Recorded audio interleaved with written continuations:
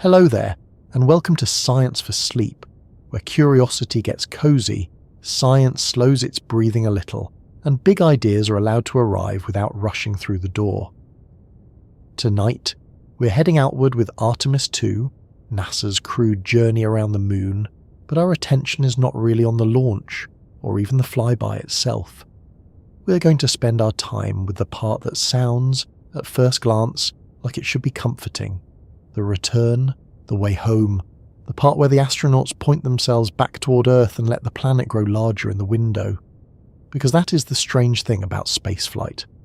Going away sounds dangerous, and of course it is.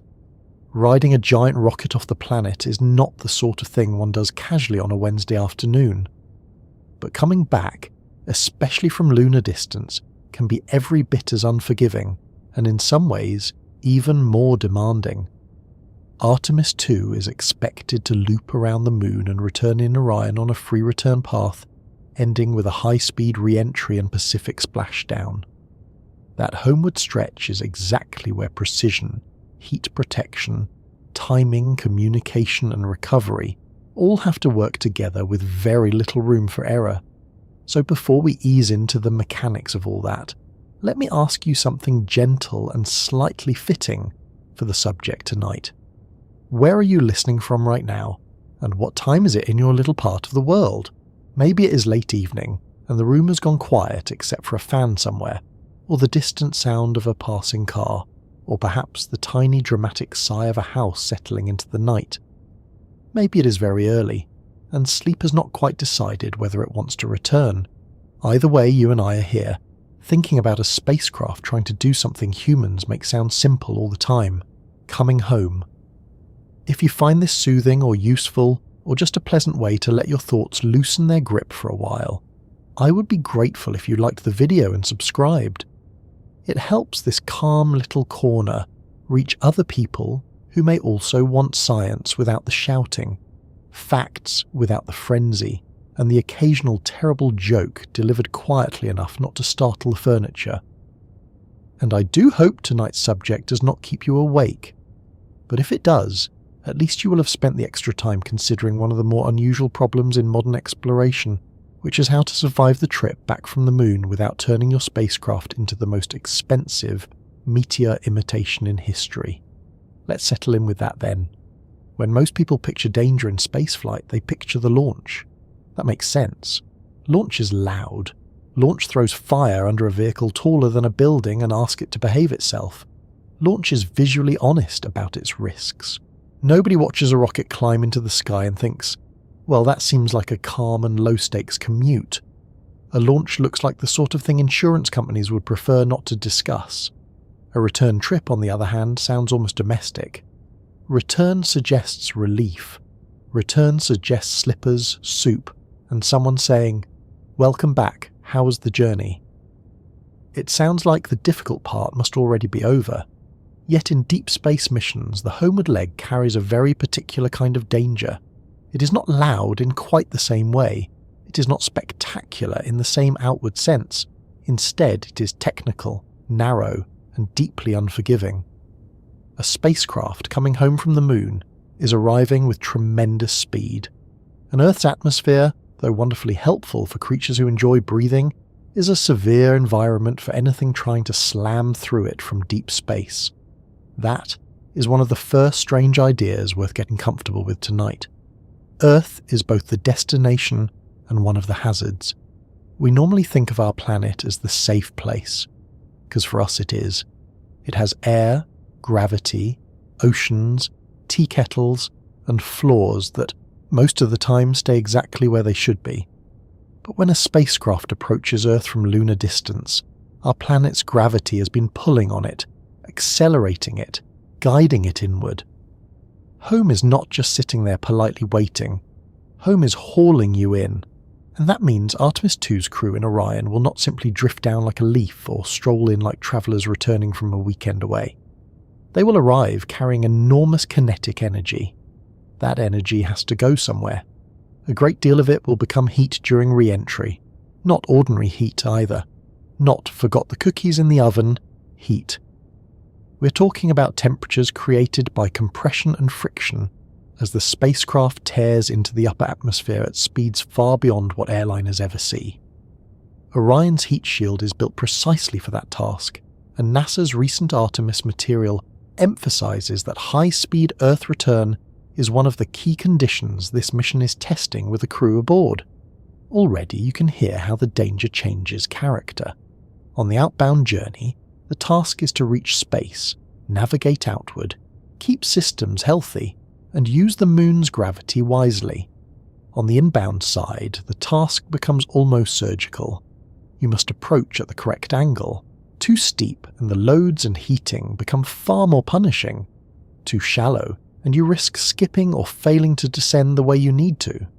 You must protect the crew from extreme heating, maintain control, ride through a communications blackout caused by plasma around the vehicle, deploy parachutes at the right stages, and then survive splashdown and recovery with human bodies that have just spent days in space and a capsule that has endured a rather rude argument with the atmosphere. NASA's current Artemis II mission materials describe exactly this chain. Free return guidance, re-entry, splashdown in the Pacific, and recovery operations with Navy support. It helps to remember that Artemis II is not a lunar landing mission. The crew is not meant to descend to the moon's surface, plant equipment, take moonwalks, and then launch back up again. This mission is a crewed test flight around the moon. That is important because the trip is focused on validating the systems and operations that future missions will rely on. The spacecraft goes out, loops around the moon on a free return trajectory and comes back. That free return path is elegant because it uses gravity in a way that naturally guides Orion home rather than demanding huge propulsion on the return. Elegant, however, is not the same as easy.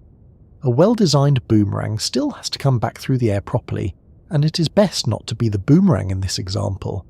There is also a psychological trick in the way we think about mission timelines. Once astronauts have rounded the moon and started heading back, many of us instinctively begin placing them, mentally, in the category of almost home. We imagine the major suspense has passed, the destination is now familiar, Earth is visible again, at least in principle. The path points inward. It feels like the story should already be relaxing its shoulders. Mission planners do not get to think that way. For them, the return is full of deadlines. Burns have to be correct. Orientation matters, consumables matter, crew condition matters, communication matters. Every system that supports re-entry has to keep doing its job at exactly the stage when both the crew and the audience may be most tempted to think, good, they've made it. Spaceflight has a stern dislike for premature celebration. It has a way of saying very calmly, please wait until the vehicle is in the water and the hatch situation is under control. Part of what makes Artemis II's return especially interesting is that it combines old and new in a way that can fool us into oversimplifying it. In one sense, human beings have done lunar return before. Apollo crews came home from the moon decades ago. The underlying challenge of re-entry from lunar velocity is not some newly discovered inconvenience. It was known, survived, and engineered around in the 1960s and 1970s by people who accomplished astonishing things with slide rules, discipline, and hardware that now makes modern electronics look positively spoiled. At the same time, Artemis is not Apollo. Orion is a different spacecraft developed for long-duration deep space operations and future missions beyond a single loop around the moon.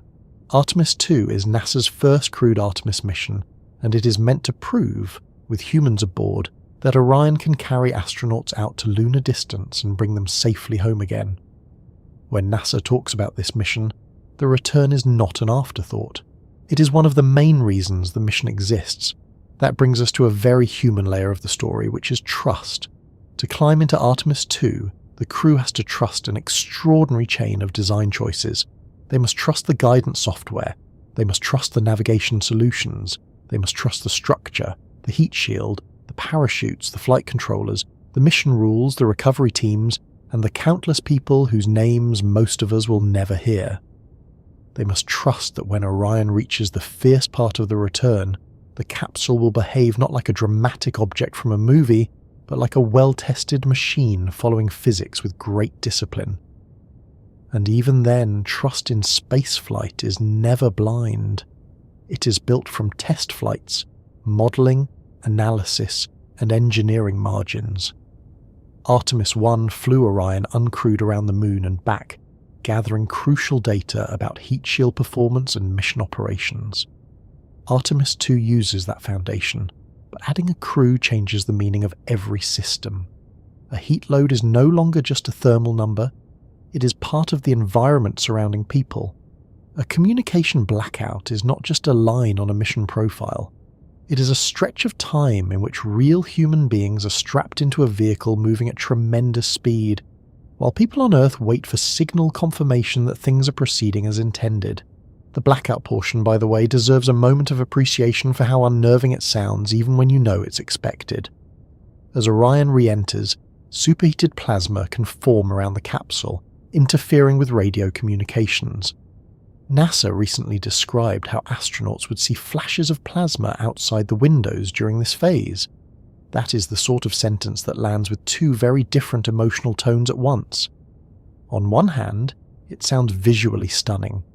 On the other, it sounds like precisely the moment when you would prefer several extra layers of reassurance, and perhaps a soothing cup of tea, which unfortunately mission design does not provide through the heat shield. There is another quiet reason the return trip matters so much. Artemis is not just trying to stage one impressive mission. It is trying to rebuild a pathway for sustained human exploration beyond low Earth orbit. In practical terms, that means every part of this mission is also a message about future missions. If Orion can take 4 astronauts out around the Moon and return them safely, that strengthens confidence for later flights, for lunar operations, for longer missions, and eventually for journeys that place even more stress on systems and crews. So the danger on the return is not only about the crew aboard this one flight, it is also about proving a method, proving a vehicle, proving that a homecoming from deep space can become not routine exactly, because routine is a dangerous word in exploration but repeatable.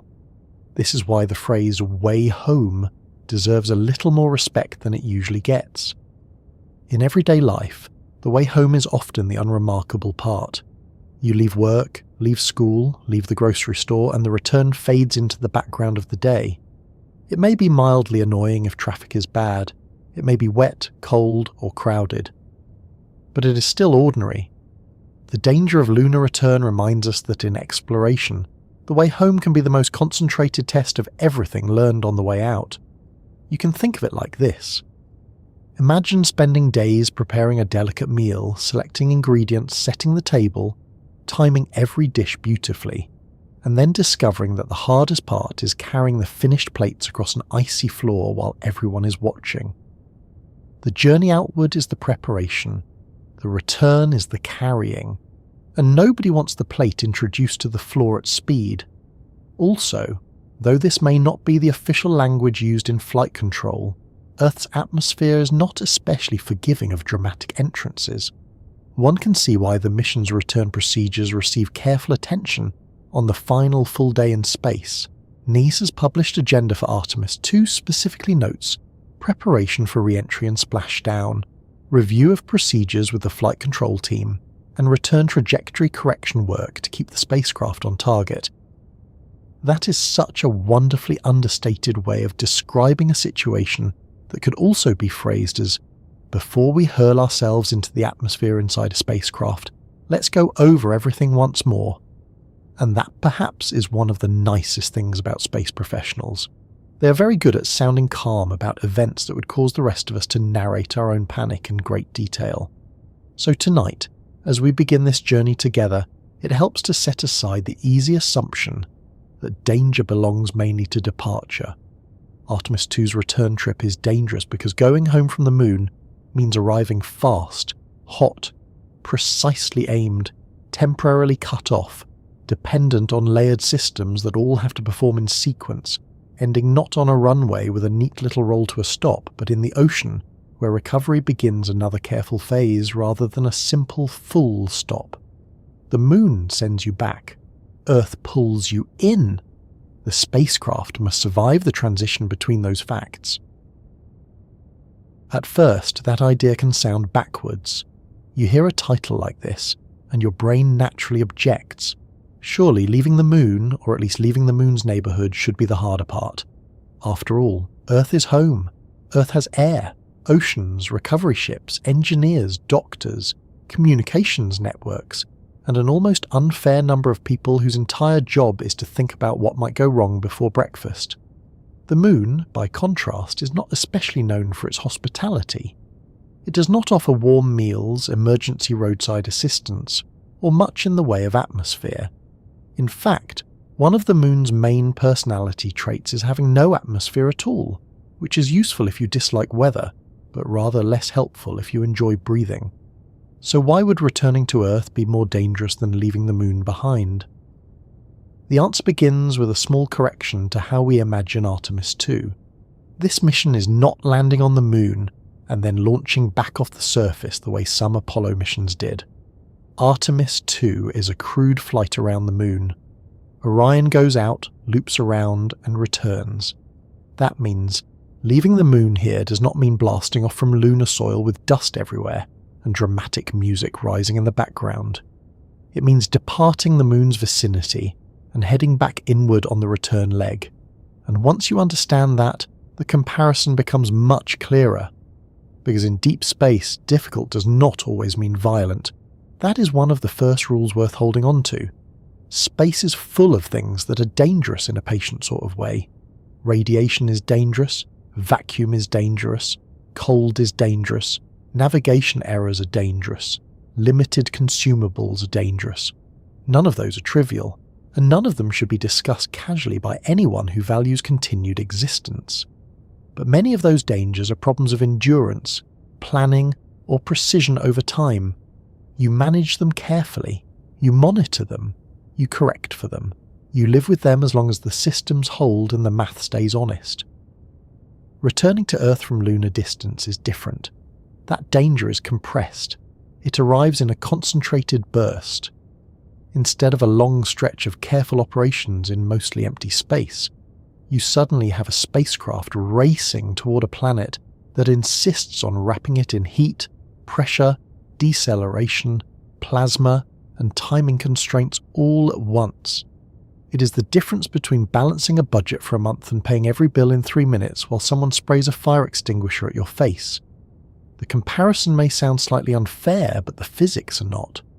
To see why, it helps to think about what Orion is doing after it swings around the moon. Once the spacecraft has completed the lunar flyby and is on its way home, it is not trying to fight its way upward through thick air. It is not clawing off a launch pad. It is not forcing itself through the densest layers of an atmosphere, while the rocket beneath it tries very hard not to become an expensive cautionary tale. Instead, it is moving through vacuum. The moon's gravity has influenced the path. Earth's gravity is gradually taking over more strongly as Orion falls home. Small trajectory correction burns can shape that path, and the free return design is intended to use the Earth-Moon system to guide the spacecraft back naturally rather than demanding some giant heroic maneuver on the way in. That sounds elegant because it is elegant. It is also why leaving the moon's neighbourhood can be easier than the next phase. In deep space, there is room to work with. If the spacecraft needs a correction, that correction is often relatively small and made well before the truly brutal environment of re-entry begins. There is no air trying to tear at the vehicle. There is no heating from atmospheric compression. There is no splashdown waiting at the end like a final practical exam. The spacecraft is still in a regime where orbital mechanics, attitude control, onboard systems, and mission planning are doing the heavy lifting in a measured way. That does not mean it is safe in the cozy sense of the word. Safe in space is always a very supervised version of the concept.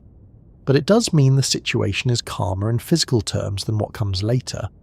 Imagine cycling down a long hill toward your house. At the top, you need to steer well, watch your balance, and make small corrections. That matters. But if the bottom of the hill ends in a narrow gate followed by a pond, the truly stressful part is not the early steering. It is the moment when all the speed you have gained must be handled exactly right. Lunar return works a bit like that.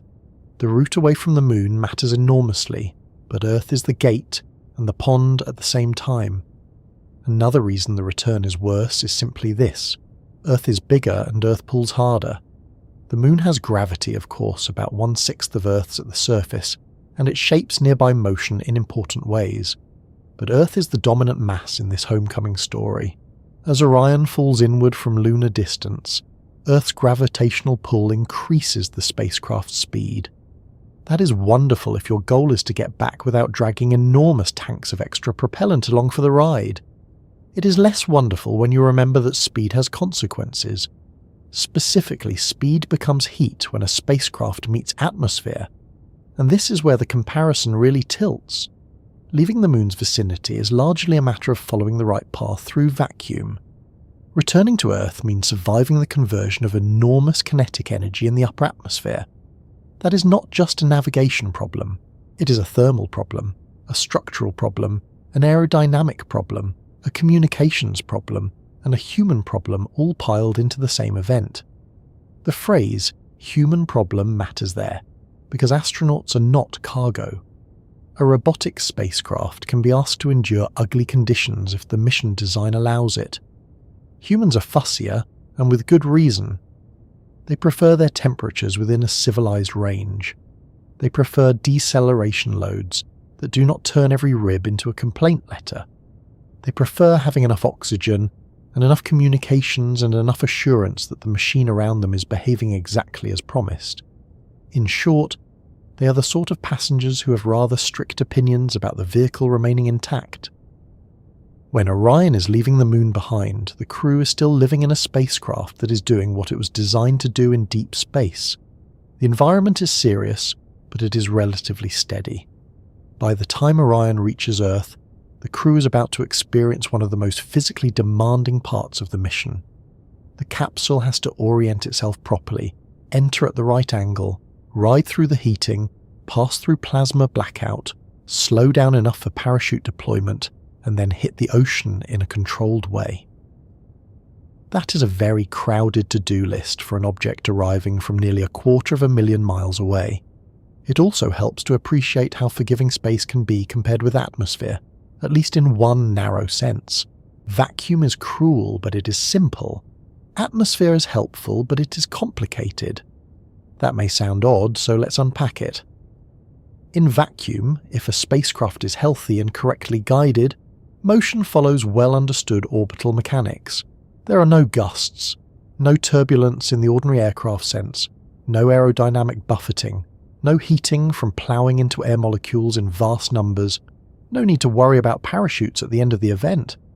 The spacecraft is moving through an environment that is harsh for life, but comparatively clean in terms of motion. It is mostly about gravity, momentum, and control changes.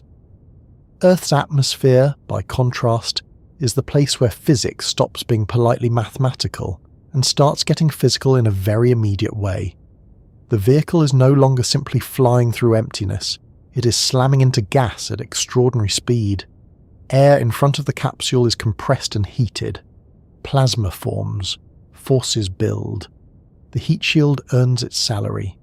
Small details in orientation and entry corridor become decisive. Space gave you room. Atmosphere gives you consequences. This is why the return phase is often described with so much respect. Not because mission teams enjoy sounding dramatic, but because a capsule returning from the moon is asking its design to do something extreme on purpose. You are not trying to avoid the atmosphere entirely, you are counting on it. You need it to slow you down. Yet the very thing you need in order to survive the arrival is also one of the main things that can destroy you if the entry is not managed correctly. It is a bit like saying, to safely extinguish this fire, we shall now enter the fire in a highly controlled manner. Reasonable engineers then add heat shields, guidance laws, and many years of testing. The timescale matters too. While Orion is outbound or curving away from the moon, mission control and the crew can think in hours and days. They can monitor system health over long stretches. They can plan corrections. They can inspect, verify, talk, wait, and then decide. The return to Earth compresses decision-making into a much tighter box. By the time re-entry begins, the path is largely committed. The spacecraft is not browsing options. It is executing a sequence. That lack of flexibility is one of the quiet reasons the return is more dangerous. Earlier in the mission, some problems can be dealt with through patience and adjustment. Late in the mission, some problems become much harder, because the spacecraft is already arriving at speed, and the atmosphere is not interested in negotiation. There is also the matter of margins. People often hear the word precision and imagine something academic, as if precision were merely a fancier way of saying, please be accurate. In spacecraft return operations, precision is less decorative than that. It is survival wearing a tie. The entry corridor for a lunar return capsule is not infinitely wide. The vehicle has to arrive with the right geometry so that it neither dives too aggressively nor skims improperly. Guidance, navigation, and control work together to keep the capsule inside acceptable limits. But the reason they work so hard is that the environment punishes bad geometry. By contrast, leaving the moon behind on the correct return path, while still requiring excellent navigation, is not immediately punishing in that same physical way. An imperfect path can sometimes be corrected with measured burns before Earth arrival. That is exactly why those correction opportunities exist. The mission design understands that deep space is where you shape the answer before you have to hand it in. Think of the moon side of the trip as editing the essay. Think of atmospheric return as pressing send with the deadline already passed. Once you see it that way, the hierarchy of danger starts to look more reasonable. There is another intuitive trap here, and it comes from how humans emotionally rank threats. We tend to fear what looks active. Launch looks active. Rocket engines are obvious. Flame is obvious. Noise is obvious. Return from the moon can look passive by comparison. The spacecraft seems to be just coming back. It is following a path. Gravity is doing some of the work. There is no launch tower. There are no giant engines thundering underneath the crew at the moment of entry. But passive-looking systems can still contain extraordinary energy. A stone falling off a cliff is not self-propelled in any theatrical sense. It is still a terrible thing to stand under. Orion returning to Earth is not calmly coasting in the ordinary meaning of that word. It is falling into a gravity well from deep space. That fall is what gives the re-entry its punishing speed. Home, in other words, is not simply waiting. Home is accelerating the reunion.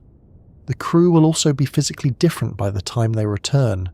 Even a relatively short mission beyond Earth orbit is still time spent in space, adapting to microgravity, living inside a vehicle, following mission timelines, sleeping in a strange environment, and carrying the background stress that all space crews must manage.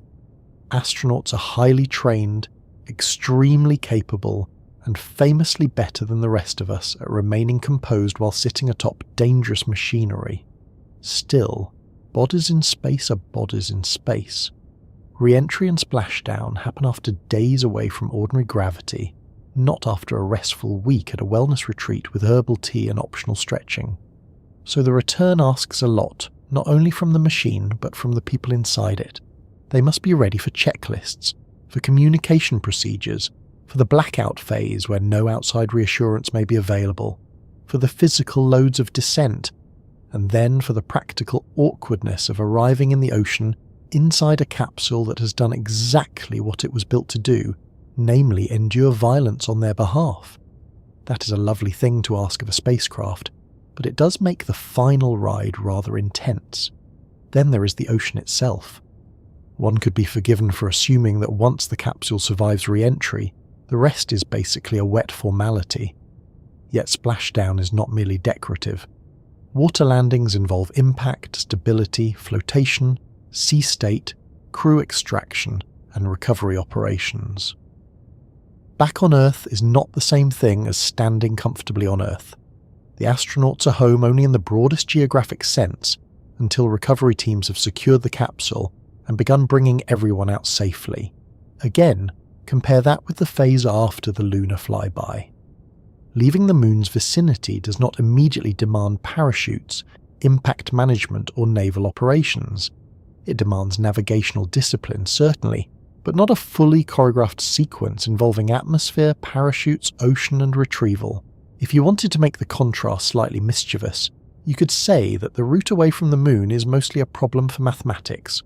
While the route into Earth becomes a problem for mathematics, material science, human physiology, communications, weather awareness, and a great many professionals floating near a splash zone trying to look calm. The moon also offers one accidental advantage in this comparison. It lacks a thick atmosphere. That may be bad for anyone hoping to breathe outdoors there, but it means motion near the moon is not constantly tangled up with aerodynamic punishment. A spacecraft rounding the moon does not need to worry that a tiny bit of air will suddenly become a wall of heat. Earth's atmosphere is what makes landing without fuel possible in the broad sense, but it is also what turns arrival into the mission's hottest, fastest, and least forgiving phase. There is something almost rude about that arrangement. The same atmosphere that makes Earth habitable for forests, birds, and people, trying to decide whether they are too tired to answer one more email, is also the thing that forces lunar return vehicles into one of the harshest environments they will ever face. It is a useful reminder that comfort depends very much on the scale at which you meet a system. For us, atmosphere is lovely. For Orion, atmosphere during return is work. This is why engineers spend so much attention not just on the spacecraft as a whole, but on the sequence of events that translate a deep space vehicle into a safely recovered crew capsule. Every part of that sequence exists because the return is more than a simple descent. It is an energy management event. You're not merely going down, you're shedding speed. The heat shield does not make the energy disappear by magic. It protects the vehicle while that energy is dumped into the surrounding flow as heat. The shape of the capsule matters, the path matters, the timing matters, the chute deployments matter, the recovery timing matters. And perhaps most importantly, all of it comes after the public imagination has already started saying they've made it. That is a dangerous sentence in any mission. So when we say leaving the moon is easier than returning to Earth, we do not mean it is easy in the everyday sense, or that the outbound and turnaround portions of the mission are casual. We mean that after the lunar flyby, Orion is still operating in a domain where spaceflight can remain controlled, deliberate, and adjustable. Earth return compresses the challenge into a brutal handshake between speed and atmosphere. It is where deep space navigation gives way to atmospheric survival. It is where the route stops being graceful and starts being exact. And if that still feels slightly unfair, that is because it is. Spaceflight often is. The reward for navigating correctly around the moon is not a nap and a biscuit. It is the privilege of arriving at Earth fast enough to need a specially designed heat shield, a communications blackout, parachutes, a splashdown, and a fleet of professionals ready to retrieve you from the sea. Which brings us naturally to the path itself, because once you understand that Earth return is the real bottleneck, the next question is obvious. If coming home is so demanding, why choose a route that lets gravity do so much of the guiding, and how exactly does that long looping return work in the first place? Strangely enough, one of the smartest things Artemis II does on its journey home is not to fight gravity, but to make friends with it. That may sound a little suspicious at first. Gravity has a mixed reputation in stories like this. It is the reason rockets need so much force to leave Earth. It is the reason dropped tools are rarely improved by the experience. It is, depending on the moment, either a helpful guide or a very large problem. Yet on a mission like Artemis II, gravity is not just the obstacle at the beginning. It is also part of the architecture that makes the return possible. This is where the phrase, long loop back, starts to earn its keep. When people imagine a moon mission, they often picture something very direct. A spacecraft leaves Earth, heads toward the moon, swings around it, and comes straight back as if the whole thing were a quick errand with an inconveniently distant parking lot. In reality, the path is more subtle than that. Artemis II is designed to use what is called a free return trajectory. That means the spacecraft's path is shaped so that, after passing the Moon, the combined pull of Earth and Moon naturally bends Orion back toward Earth without requiring some huge burn to rescue the crew from deep space. The word free in that phrase can be slightly misleading, because nothing in spaceflight is free in the comforting sense. There is still enormous planning, careful timing, and plenty of propulsion involved in getting onto the right path in the first place. No one at mission control is saying, let's just toss the capsule in the general direction of the Moon and see what the universe thinks. The point is not that gravity removes the need for engineering. The point is that good engineering arranges things so gravity can do part of the work for you. It is a bit like giving a skilled pianist the right instrument and the right sheet music. You are not making the music happen by magic. You're setting up the conditions so the performance can unfold as intended. In Artemis II's case, the performers are orbital mechanics, timing, and one planet-moon system behaving according to rules older than life on Earth. To understand why this long loop matters, it helps to picture Earth and Moon not as stationary dots on a classroom poster, but as moving bodies in a dynamic relationship. Earth and Moon are locked in a gravitational dance. The Moon is falling around Earth, Earth is responding in its own smaller way, and anything travelling between them must move through that shared field carefully. Orion is not simply going to the Moon the way a car goes to a nearby town. It is entering a region where the pull of Earth remains important. The pull of the Moon becomes increasingly important, and the spacecraft's speed and direction determine how the whole story unfolds. If the timing and path are right, the Moon does not merely sit there as a scenic turnaround point, it bends Orion's trajectory. The spacecraft falls toward the Moon, swings around it, and then departs in a way that sets up the return to Earth. That is the essence of the loop. The spacecraft does not stop, reverse, and press a home button. It follows a curve shaped by gravity and motion. This is one of those ideas that can feel less intuitive than it should, because our everyday lives do not prepare us for it. Here on Earth, when you want to turn around, you usually slow down, pivot, and head back. Cars do this. People do this. Occasionally shopping carts do something related, though with less dignity. In space, turning around often means arranging for gravity to redirect you while preserving the speed and momentum needed for the broader journey. The Moon becomes less like a destination in the ordinary sense and more like a carefully placed bend in the road. The beauty of a free return path is that it builds resilience into the mission design. If you can put the spacecraft on a trajectory that naturally comes back toward Earth, you reduce dependence on a large return propulsion event. That matters because engines are wonderful until they are not. Spacecraft engines are engineered, tested and monitored with tremendous care, but any mission planner will happily accept a design that avoids unnecessary dependence on a single make-or-break manoeuvre far from home. A route that already wants to return is a route with a kind of built-in mercy. Not complete mercy, mind you. Space is still space. But there is wisdom in choosing a path that leans toward home rather than one that requires a dramatic last-minute plea. You can think of it like hiking in hilly country. If you know you will eventually need water, it makes sense to choose a trail that descends toward the river, instead of one that ends on a cliff and requires a helicopter and an apology. The spacecraft still needs to navigate carefully. The hikers still need food, direction and sturdy shoes. Yet the shape of the landscape can either help or punish the plan. Gravity is the landscape in this story, and Artemis II is using it well. There's also something deeply practical about using a long loop rather than a harsh pivot. Large, sudden changes in a spacecraft's velocity cost propellant. Propellant is mass. Mass is expensive to launch. Missions are therefore built around the understanding that changing motion in space is not free, easy, or casual. Every kilogram matters. Every burn is planned. Every opportunity to let celestial mechanics do part of the job is precious. When the Moon can redirect Orion as part of a carefully chosen trajectory, that is not just elegant, it is efficient. Efficiency, in spaceflight, is not the same as convenience.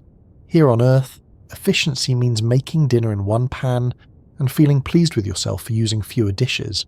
In spaceflight, efficiency means shaping an interplanetary or cislunar path so that a crewed spacecraft can traverse hundreds of thousands of miles while preserving margins, protecting people, and still arriving where it should. The scale is slightly different. Still, the basic instinct is familiar. Do not waste effort where nature is willing to cooperate. What Artemis II is really doing on this loop is turning gravity into guidance.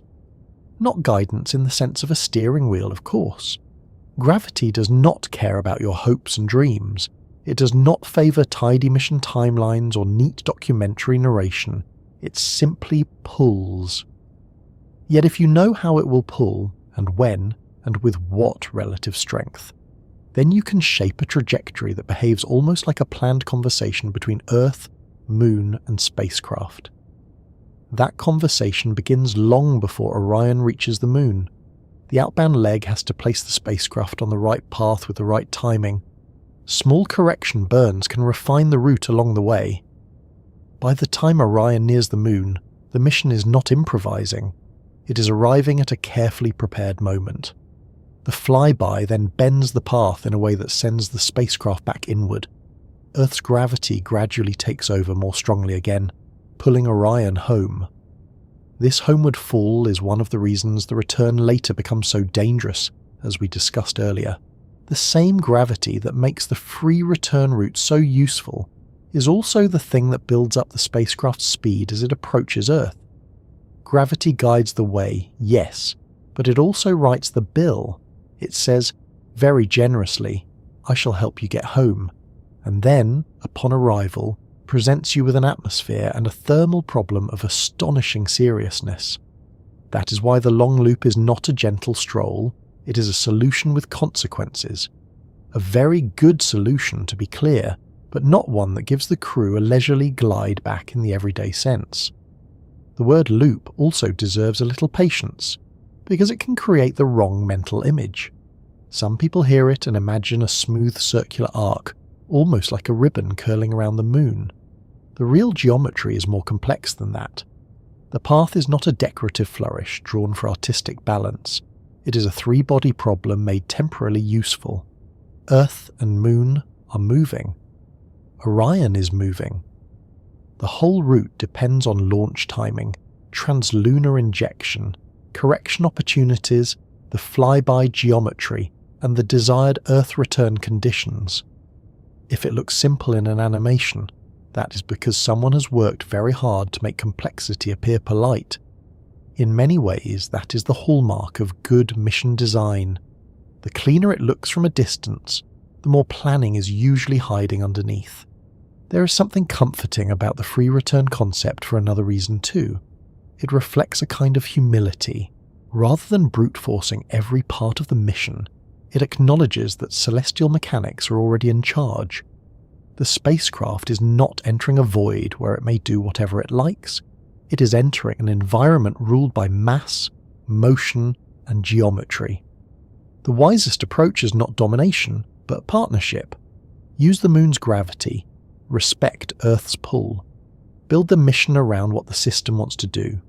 Humility, in engineering, has a very good safety record. Arrogance tends to leave scorch marks. That said, a free return path is not a magical safety blanket. It does not remove all risk, and it certainly does not mean the spacecraft can simply relax once the Moon is behind it. The trajectory still has to be monitored and, if necessary, adjusted with correction burns. Consumables still matter, systems still matter, crew health still matters, and because the route is designed to bring the spacecraft home without a giant propulsive rescue at the end, it also means the early setup must be correct. You're buying later resilience with earlier precision. That trade is worth it, but it is a trade. A useful way to think about it is to compare it with a paper airplane. If you want the airplane to curve gently across a room and land near a certain spot, the key is often not to chase it after launch. The key is to throw it correctly to begin with. Once it is in flight, the room, the air, and the design of the plane do the rest. Of course, Orion is not a paper airplane, and if anyone from NASA happens to be listening, I am aware that this comparison is doing some extremely heavy lifting, but as an intuition pump, it works. The initial conditions matter enormously. The path is shaped from the start. The outcome depends on a route chosen with foresight, not frantic correction after the fact. There is also a historical reason free return trajectories capture people's imagination. They belong to that class of spaceflight ideas that feel both daring and clever. You're not simply pointing a machine at the moon and hoping. You're using the architecture of the Earth-Moon system itself. It feels almost old-fashioned in the best sense, like celestial navigation carried forward into the era of digital guidance and modern computing. Humans looked up, learned how the heavens move, and then eventually used those motions not merely to tell time or mark seasons, but to send crews around another world and bring them back. That is a satisfying sentence to say quietly at night. It becomes even more satisfying when you remember that the free return path is not only about reaching the moon, it is about preserving a route to home.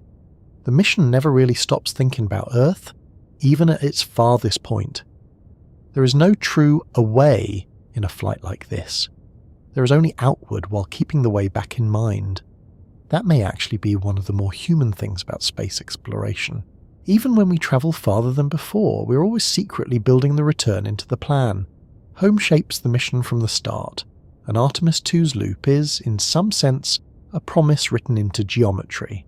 Still, promises in space are not like promises in ordinary life. They do not run on sentiment, they run on accuracy. A free return route helps because the broad shape of the motion is favourable, but favourable is not the same as perfect. The spacecraft still has to be sufficiently on target. Small deviations can grow over distance. Small timing changes can alter where and how the capsule arrives back at Earth. Gravity is willing to guide, but it is not willing to guess what you meant. That is one of the quietly intimidating features of orbital mechanics. It is very fair, and fairness can be surprisingly stern. The universe does not misunderstand your intent. It simply acts on your actual trajectory. If a maneuver is slightly off, the cosmos does not say, "I see what you were trying to do, so I'll round up for you." It says, "Thank you for the numbers. I will now proceed accordingly." This is why mission teams love correction opportunities. The long loop may be graceful, but it is not casual. Orion's path has to be measured, checked, and refined. A few seconds of burn time at the right moment can make a profound difference later. That is another thing Earthbound intuition struggles with. On our daily scale, a tiny nudge seems tiny. In space, when applied far enough in advance, a tiny nudge can separate a beautiful return from a very expensive lesson in geometry. The long loop, then, is not just about distance. It is about leverage. Distance gives little changes room to matter. Time gives little errors room to grow. Gravity gives little choices a chance to become large outcomes, all of which is why the route deserves attention before we ever get to the terrifyingly hot parts near Earth. It is easy to talk about heat shields and blackout periods because they are dramatic, and rightly so. Yet all of that drama rests on something quieter. Before Orion can survive the arrival, it has to arrive on the correct path. Before the spacecraft can hit the entry corridor, it has to be delivered there by a long gravitational design that begins near Earth, bends at the moon, and arcs home with extraordinary discipline. This is also where the mission becomes oddly personal, in the way all good engineering stories do. To an outside observer, the trajectory may look like a line on a screen or a clean animation in a briefing. To the people aboard Orion, it is the invisible road beneath everything. It determines when Earth grows larger in the windows. It determines when correction burns are needed. It determines what kind of return awaits them. The crew may not feel gravity guiding them in the way you feel a car turning beneath you, but every phase of the mission is being shaped by that guidance. Their road has no pavement, no signs, no service stations, and a truly appalling lack of coffee shops. It does, however, have mathematics, and mathematics, when treated with enough respect, can be remarkably dependable company. So the long loop back is not a detour or a flourish. It is the mission's way of turning the Earth-Moon system into a partner in the return. Orion does not bully its way home. It uses timing, motion and gravity to let home begin pulling long before the atmosphere ever sees the capsule. The route is efficient, resilient and deeply intelligent. Yet it is also unforgiving in its own way. Because once you build a mission around that kind of elegant geometry, the price of small inaccuracy becomes much more interesting than anyone would prefer. What makes deep space so unsettling, at least from a navigation standpoint, is that it does not look dangerous in the way danger usually presents itself. There are no painted lines, no guardrails, no road signs saying, "Slight left in 84,000 miles," no kindly voice from a satellite navigation app announcing, "At the next moon, continue around and merge onto the return trajectory." There is mostly emptiness, a few very serious celestial bodies, and a spacecraft moving through a region where small numbers can become very large consequences if they are allowed enough time and distance to stretch out. That is why the return path must be so exact. From the outside, it can seem almost fussy. A correction burn here, a timing update there, endless monitoring of position, velocity, attitude, and trajectory. For anyone not steeped in mission operations, it can look like the sort of nervousness one associates with a person checking the oven 5 times before leaving home. Surely the spacecraft is either generally on the way back or it is not. Surely close enough should count for something, when the destination is an entire planet. Space, unfortunately, has very strict opinions about the phrase "close enough." The problem is not that a tiny error is dramatic when it happens. It usually is not. A small discrepancy in velocity or angle does not arrive with a trumpet fanfare. Nobody aboard Orion feels the trajectory become wrong, in the same way you feel a car swerve in a lane. The spacecraft just keeps moving. It looks calm. The instruments continue their work. The stars outside remain deeply committed to minding their own business, and that is precisely why little mistakes in empty space are so dangerous. They have room to grow quietly. Imagine standing in a field with a laser pointer aimed at a wall 10 feet away. A tiny twitch of your hand may move the dot only a little. Now imagine pointing that same beam across miles. Suddenly the same tiny twitch sends the light a great distance from where you intended. Space navigation works with that sort of scaling problem all the time. Over hundreds of thousands of miles, a modest error early in the return can translate into a substantial miss later. A small velocity change, if uncorrected, can become a large positional difference. A slight timing mismatch can alter where Orion arrives relative to Earth. A tiny misalignment can influence whether the capsule enters the atmosphere at the exact conditions needed for a safe descent. The emptiness does not forgive, it amplifies. This is one of the strange inversions of spaceflight. On Earth, we tend to think crowded environments are hard to navigate. Cities are hard. Airports are hard. Busy intersections are hard. Empty parking lots are easy. In deep space, the emptiness is part of the difficulty. With no friction to slow you, no pavement to confine you, and no obvious sensory cues to reassure you, motion continues exactly as physics dictates. If your vector is slightly off, nothing comes along to nudge it back politely. There is no atmospheric drag to smooth out a mistake into something more manageable. Vacuum is wonderfully consistent that way. It preserves your errors with admirable professionalism. That is why the return path for Artemis II has to be measured, checked, and refined with such care. When Orion is heading home from the Moon, the mission is not just trying to reach Earth in the broad geographical sense. Reaching Earth is easy, in the way that falling toward the ocean from a cliff is technically a successful path to water. The real challenge is reaching Earth in exactly the right way. The spacecraft must approach along a narrow set of acceptable conditions so that re-entry unfolds within limits the vehicle and crew can survive. It is not enough to come back to the correct planet. You must come back with the correct aim, the correct speed profile, the correct attitude, and the correct geometry for what comes next. This turns the return path into something less like a road and more like a key. A key works not because it resembles a door in some general way, but because it matches the lock closely enough to do the job. The approach to Earth works the same way. Orion's return is not just a reunion with the planet.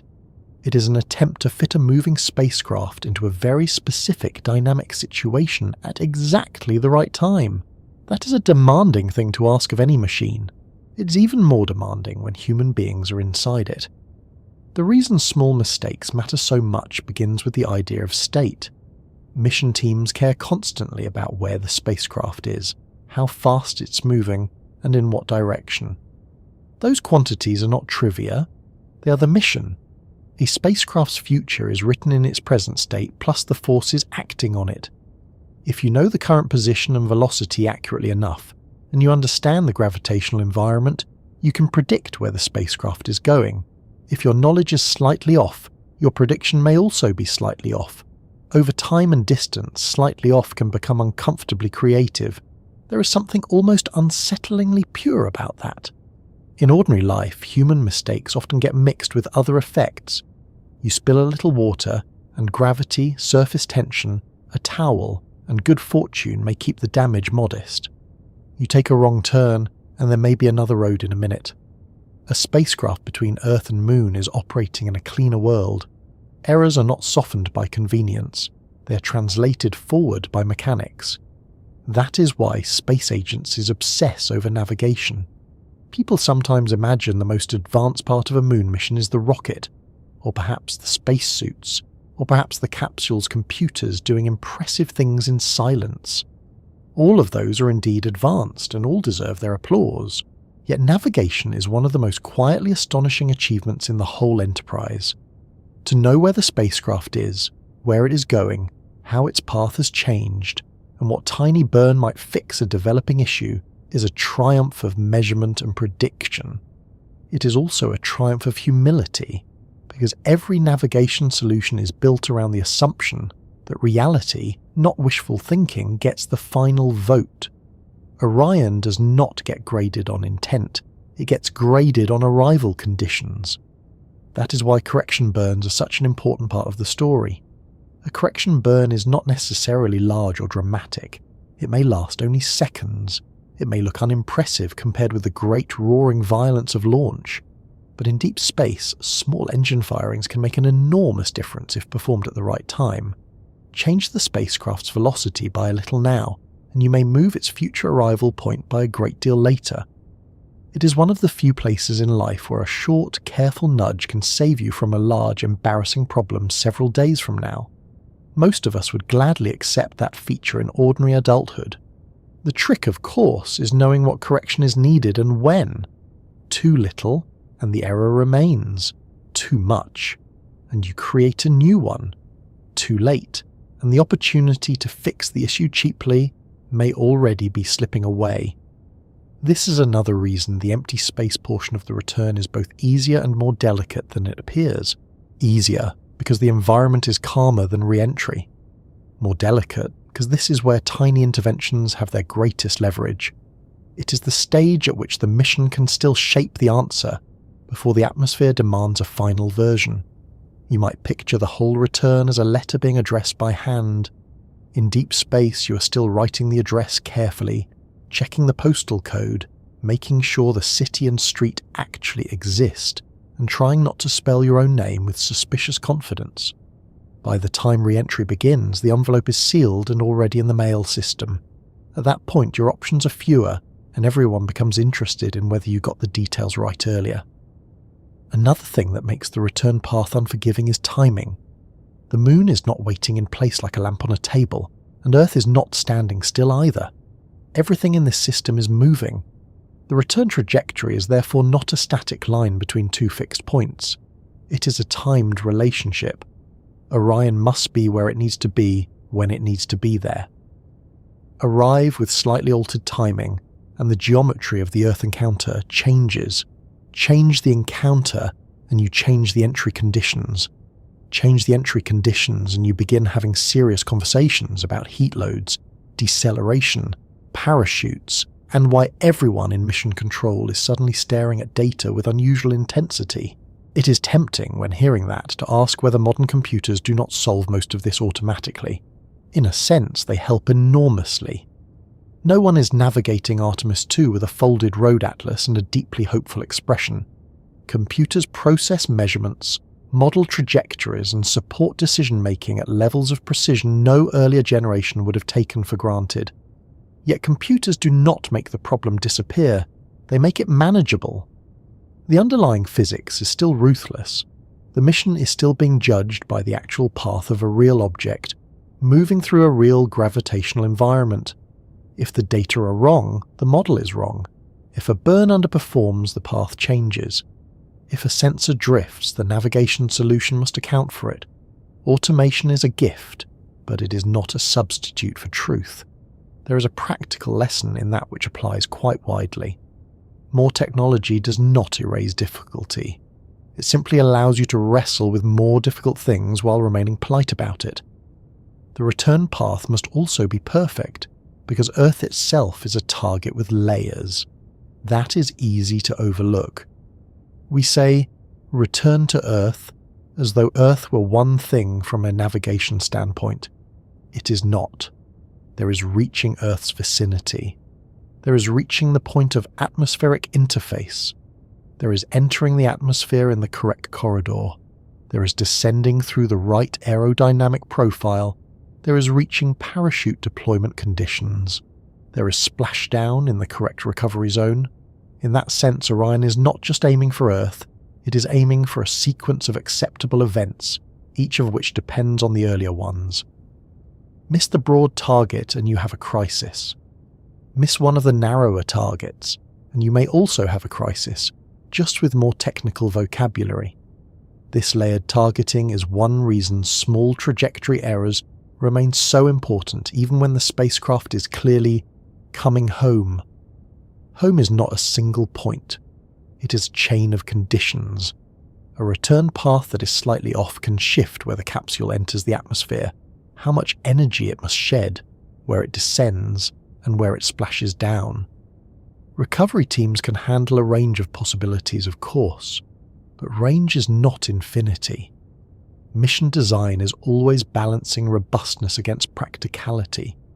You build tolerance where you can, but the whole system still functions best when the spacecraft arrives as planned. There is also an emotional dimension to all this that is easy to miss from the outside. Tiny mistakes in empty space do not feel urgent at first, and that makes them psychologically tricky. Human beings are not always good at fearing the correct thing at the correct time. We are, for instance, excellent at worrying about a dramatic noise in the kitchen, and somewhat worse at worrying about the slow administrative collapse caused by ignoring 3 months of paperwork. Spaceflight has a similar split. A blazing re-entry looks frightening, and rightly so. A millimetre per second navigation error sounds unremarkable, yet the small, quiet discrepancy days earlier may be exactly what decides whether the blazing re-entry happens under controlled conditions. That is why mission teams train themselves to care deeply about what would bore the rest of us. A few seconds of burn time, a slight shift in measured position, a minor divergence between expected and observed trajectory, a timing correction that sounds so modest you could mistake it for adjusting a wristwatch. In ordinary life, these are details. In cislunar space, details become destiny. It also helps to remember that perfection in mission language does not mean fantasy-level flawlessness. Engineers are not expecting the universe to behave like a polished animation, where every line sits exactly where the artist put it. Real missions always involve uncertainty, measurement error, tolerances, and correction capability. When we say the path must be perfect, what we really mean is that it must be perfect enough to remain inside the narrow domain where the next phase is survivable and controllable. That is often how perfection works in engineering. It is not mystical. It is bounded. You do not need the impossible. You need the correct margins respected all the way through, and margins are everything. A margin is the quiet space between normal operation and unacceptable risk. Good spacecraft are built with them. Good missions protect them. Good flight teams watch them like hawks with spreadsheets. The moment a tiny error begins nibbling at a margin, it stops being tiny in the practical sense. It becomes interesting. And in flight operations, interesting is a word people tend to use only when they are being extremely well-mannered. Take attitude control, for instance. Orion's orientation matters during its journey, and later, it matters even more during entry. If the spacecraft is not oriented correctly at the right time, the heat shield may not meet the atmosphere in the intended way, communications geometry can be affected, and control authority during critical phases may be compromised. The return path is therefore not just a line through space, it is a state of motion married to a state of orientation. The capsule must not only be in the right place at the right time, it must present itself correctly to what comes next. Again, all of this grows out of the quiet part of the mission, the part where space seems empty and the moon is already behind you. That quietness can be deceptive in another way too. Because the environment is physically calmer than launch or re-entry, people may imagine that the crew and ground teams get a kind of respite. In some respects they do. They are not yet in the hottest or highest load part of the mission, yet the calm is full of responsibility. This is when reality is checked against the plan. This is when tiny discrepancies are caught before they grow teeth. This is when the return path is shepherded toward the thin band of acceptable arrival conditions that Earth will demand later. Calm does not mean casual. Calm often means the adults in the room are working. There is a nice paradox here. The better the mission is going, the less dramatic it appears. Correction burns happen as planned. Data converge. The trajectory remains healthy. The spacecraft continues along its path. To an outside audience, not much seems to be happening.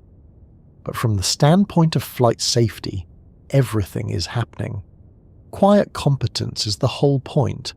The return path becomes perfect, not because anyone gets lucky, but because many people and many systems refuse to let small deviations remain unexamined. Even so, the physics never stop being a little intimidating. The distance from lunar space back to Earth is large enough that small things matter hugely, and the arrival conditions at Earth are narrow enough that huge things can grow from small ones. It is an ideal recipe for respect, not panic, not melodrama, just respect. The kind that makes engineers conservative, astronauts disciplined, and mission rules thicker than most novels. By the time Orion gets close to Earth, the spacecraft is no longer asking for broad permission to come home. It is asking to pass through a very specific doorway. And that is why the path leading there must be so exact. Empty space may look forgiving because it is empty, but its real gift is time for errors to spread out and reveal themselves. If you catch them early, the mission remains graceful. If you do not, Earth will be waiting with a much stricter form of feedback. By the time Orion is nearing Earth, the problem is no longer simply whether the spacecraft will get back. The problem is how it gets back. That difference matters more than it first appears. In casual conversation, returning to Earth sounds like a destination problem. You leave one place, you arrive at another, and the whole thing feels broadly geographic. But for a spacecraft coming home from lunar distance, Earth is not just a place. It is an encounter. It is a moving target wrapped in atmosphere, guarded by physics, and only safely accessible through a very narrow set of conditions. That is the invisible doorway. No crew can see it out the window, because it is not a physical opening hanging in the sky with polite signage and perhaps a small light above it. It is a corridor defined by angle, speed, timing, altitude, and guidance constraints. If Orion arrives within that corridor, the atmosphere can do what the mission needs it to do. It can help slow the spacecraft under conditions the heat shield, structure, and crew can survive. If Orion arrives outside that corridor, the return becomes much more dangerous very quickly. This is one of those ideas that spaceflight forces us to accept. A planet can be both huge and hard to hit correctly. Earth is big, very big. So big that from lunar distance it might seem impossible to miss in any practical sense. And strictly speaking, Missing Earth is not the primary worry in the final phase. The primary worry is missing the right way to meet Earth. A spacecraft can be heading toward the correct planet and still be on a path that is too steep, too shallow, too fast in the wrong way, or too far off in geometry for a controlled and safe return. The doorway is invisible, but it is not imaginary. It is one of the most real things in the mission. To understand why, think about what the atmosphere is being asked to do. Orion is arriving from deep space carrying enormous kinetic energy. The spacecraft needs to lose that energy, but not all at once and not under conditions that exceed what the vehicle and crew can tolerate. The atmosphere is the medium through which that happens, yet air is not a soft cushion in this context. At lunar return speeds, air behaves more like a severe test administered by molecules. Orion has to come in at an angle that allows the capsule to decelerate and heat up within expected limits, while maintaining control and still reaching the intended splashdown region. Too steep, and the spacecraft dives too aggressively into thicker atmosphere too soon. That means more intense heating rates, stronger deceleration loads, and less time for the trajectory to be managed as planned. Too shallow, and the capsule may not descend in the right way. It can spend too long skimming higher layers, fail to shed energy in the intended profile, or otherwise create a return condition the mission does not want. The corridor exists because neither extreme is acceptable. Safe return lives in the band between them. It is a little like threading a needle while falling downstairs, except the needle is invisible, the stairs are made of hot gas, and the consequences of clumsiness are discussed in very professional voices. That narrow aim is not something the spacecraft improvises in the moment. Orion is being guided toward it long before Earth fills the windows. All the quiet navigation we talked about earlier, all the careful shaping of the return trajectory, all the correction burns and verification, they are in service of this one demand. By the time the spacecraft reaches Earth, the mission has to deliver it to the atmosphere in a state the capsule can survive. The final approach is the answer to a question asked days earlier. This is why the return path cannot merely be approximately right. Approximately right is a lovely phrase for darts, rough travel estimates, and deciding how much pasta to cook. It is not the phrase you want governing a crewed spacecraft re-entering from lunar distance. There is something very humbling about the entry corridor because it reminds us that raw scale does not equal tolerance. Earth may seem generous simply because it is large, but the usable part of the encounter is remarkably selective. Spaceflight does this often. It takes something enormous and gives you a narrow way through it. The ocean is vast, yet ships still care deeply about channels and harbours. Mountains are broad, yet crossings may depend on a pass. Earth is a whole planet. Yet Orion still has to approach through a narrow set of atmospheric conditions that function almost like a gate. And unlike many gates in life, this one is not interested in your explanation afterward. You cannot arrive too steeply and say, "I see what happened, but I meant well." Physics acknowledges neither sincerity nor effort. It only registers the path you actually took. That is why guidance toward Earth's doorway is such a deeply serious business. The spacecraft must be not only on the right route, but on the right route in the right orientation at the right time, with systems healthy enough to carry out the re-entry profile as intended. A small deviation in deep space can grow. A small timing difference can shift the geometry. A small attitude issue can affect how the capsule meets the atmosphere. What looks, from afar, like one final event is actually the product of many earlier decisions all converging at once. There's another reason the narrow aim is so unnerving. Once Orion gets close enough, the freedom to correct large mistakes starts disappearing. Earlier in the mission, if a trajectory needs a modest adjustment, time and distance are allies. You catch the issue, calculate the fix, execute the burn, and then verify the new path. Closer to re-entry, the event becomes more committed. The spacecraft is arriving whether anyone feels emotionally ready or not. The margins become less about broad route planning and more about whether the already chosen route fits within the atmospheric corridor the mission can accept. That transition from flexible to committed is one of the quiet emotional cliffs in any return. It is the point where preparation turns into consequence. Up to a certain stage, you are still shaping the approach. Then, very suddenly from a human perspective, you're no longer shaping it as much as living inside it. The crew of Orion will be acutely aware of that, even if the outward procedure remains calm and methodical. Astronauts do not need to panic for a situation to be profound. In fact, one of the impressive things about astronauts is how rarely they grant panic the dignity of participation. Still, they know the meaning of the approach. They know the return is no longer just a story about coming home. It is a story about meeting the planet correctly. This is also why so much language around re-entry sounds strangely understated. Mission documents may talk about entry conditions, corridor control, trajectory shaping, and recovery zones. These are accurate terms. They're also examples of the engineering habit of describing a potentially violent event as though one were arranging furniture. That is not because engineers are indifferent. It is because precise language helps people think clearly, but if we translate the emotional content of those phrases into ordinary speech, they often mean something like, the spacecraft must hit a narrow target in the sky so that a controlled encounter with atmospheric extremes can occur without anyone having the sort of day nobody wants to have. It does not roll off the tongue in quite the same way, but the message is sound.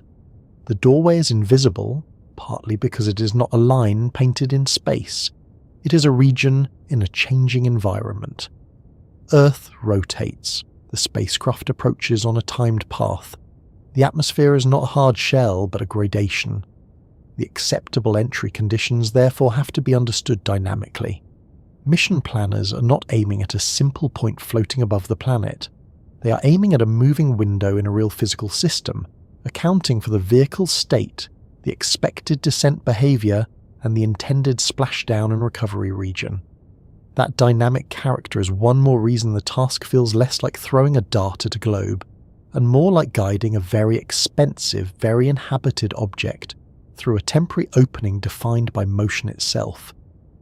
This is where people often start appreciating why guidance, navigation, and control deserve such reverence. Guidance decides how the spacecraft should aim and maneuver to achieve the desired path. Navigation estimates where the spacecraft actually is and how it is moving. Control ensures the vehicle responds properly to those commands and disturbances. Put together, these systems are the difference between heading home as a pleasant phrase and arriving safely as a real achievement. Without them, the doorway remains theoretical. With them, it becomes accessible. There is a practical everyday analogy that helps a little. Imagine landing an airplane on a runway in thick fog, except the runway is not fixed in the way you're used to. The aircraft has been travelling much faster than any airplane, and the landing involves the surrounding air becoming hot enough to create plasma. You're not merely finding a place to touch down, you're managing a full chain of conditions that must line up. Now remove the runway lights, remove the comfortable option of going around, and add the knowledge that the water at the end is not optional but scheduled. At that point, you're beginning to get the right flavour of things. Of course, Orion is not landing like an airplane, and the comparison quickly collapses under the weight of actual spacecraft physics. But the sense of narrowness is useful. There is a reason astronauts and flight teams treat re-entry with such respect. It is not just because the heating is extreme. It is because the heating is extreme under conditions that must be entered correctly from the very first moment of atmospheric contact. You can see how beautifully unfair all this is. The mission spends days navigating the enormous open spaces between Earth and Moon, and the price of success is that the spacecraft must then arrive at a narrow atmospheric gate that cannot be seen, touched, or negotiated with. It is almost bureaucratic in spirit. After travelling hundreds of thousands of miles, you still have to enter through the correct door. There is also something deeply revealing in the fact that the doorway is toward Earth, not simply into Earth. The aim matters before the atmosphere takes over. The spacecraft is not waiting until the last minute to decide what sort of re-entry it will have. Its trajectory already contains that answer. In a sense, Orion begins entering the doorway while it is still in space, because the shape of the encounter is determined by how it approaches. That makes re-entry less like a sudden event and more like the final manifestation of everything the return path has already become. The closer you look, the more the mission feels like a single sentence written over many days. The early words are navigation, the middle words are correction, the final punctuation is atmosphere. If the sentence is well written, the ending works. If a key word is wrong early on, the ending may become very exciting for the wrong reasons. That is one reason mission teams are so careful not to separate trajectory and entry in their thinking. To the public, the route home and the re-entry may sound like different phases. To flight dynamics, they are deeply connected. The route home is the setup for the entry. The entry is the proof of the route home. The invisible doorway is the place where trajectory planning cashes its check. And that brings us back to the phrase, narrow aim. It is not just narrow because the acceptable corridor is limited. It is narrow because the spacecraft itself has limited freedom in how it can behave. Orion has a particular shape, a particular heat shield, particular control characteristics, particular limits for the crew, and a specific planned recovery profile. Those facts define what counts as acceptable. The mission is not entering some generic Earth doorway usable by any object. It is entering the doorway that makes sense for Orion. That is a useful reminder that re-entry corridors are not abstract in the way schoolbook diagrams can sometimes feel. They are tied to real hardware, real material limits, real aerodynamic behavior, real human tolerance. And since Orion is carrying people, the doorway is not only about vehicle survival. It is about making sure the forces and thermal environment remain within conditions those people can live through and recover from sensibly. A robot can sometimes be designed with very different priorities. A crewed spacecraft has to be survivable in a much more complete way. The crew needs more than a technically non-explosive outcome. They need a descent profile that protects life all the way through. There is also a strategic reason the corridor matters so much for Artemis as a program. Artemis II is not just a one-off stunt. It is part of a larger architecture aimed at future lunar missions and beyond. That means the mission is not only trying to survive the doorway, it is also trying to demonstrate that the doorway can be approached and passed through using a system intended for repeated use in future exploration contexts. The corridor is therefore both a safety challenge and a proof point. If Orion can thread this invisible doorway correctly with a crew aboard, confidence grows for later missions that depend on the same general logic. That does not make the event less tense, it just makes the stakes more layered. By the time the spacecraft is closing in on Earth, a great many hopes are riding along with the vehicle. Scientific hopes, programmatic hopes, engineering hopes, public hopes, and, most importantly, the very direct hope that the 4 people inside the capsule will soon be back on the planet in one piece. All of those hopes, in practical terms, are now funneled toward a narrow atmospheric aim. That is a remarkable thing when you stop to think about it. The entire grandeur of a lunar mission eventually reduces itself to a specific set of arrival conditions in air. After all the distances, all the systems checks, all the celestial mechanics, and all the deep space beauty, success still depends on whether a crewed capsule can meet atmosphere properly. Space exploration is full of majestic language, but its hardest truths are often very plain. Right path, right angle, right speed, right time. Miss one of those and the rest of the mission becomes a different story. Get them right and the doorway opens. Even then, threading the doorway only solves the first part of the immediate problem. Orion may enter correctly, but correct entry does not mean gentle entry. It only means survivable entry. Speed is one of those things that humans understand very well until the numbers become space numbers. Up to a certain point, speed feels intuitive. A bicycle is faster than walking, a car is faster than a bicycle, a jet is faster than a car. Somewhere after that, the imagination starts waving politely from the side of the road and saying, "I think I'll stay here. Thanks." Once a spacecraft is returning from lunar distance, Ordinary intuition is not so much unhelpful as unemployed. That is the problem Orion faces on the way home. By the time Artemis II comes back toward Earth, the spacecraft is not merely moving fast in the way a plane is fast, or even in the way something in low Earth orbit is fast. It is arriving with deep space speed, and Earth's gravity is making sure that speed remains serious all the way down to the atmosphere. A lunar return capsule comes in at something like 25,000 miles per hour, give or take the exact mission geometry, which is much faster than the already impressive speeds involved in returning from low Earth orbit. The difference is not cosmetic.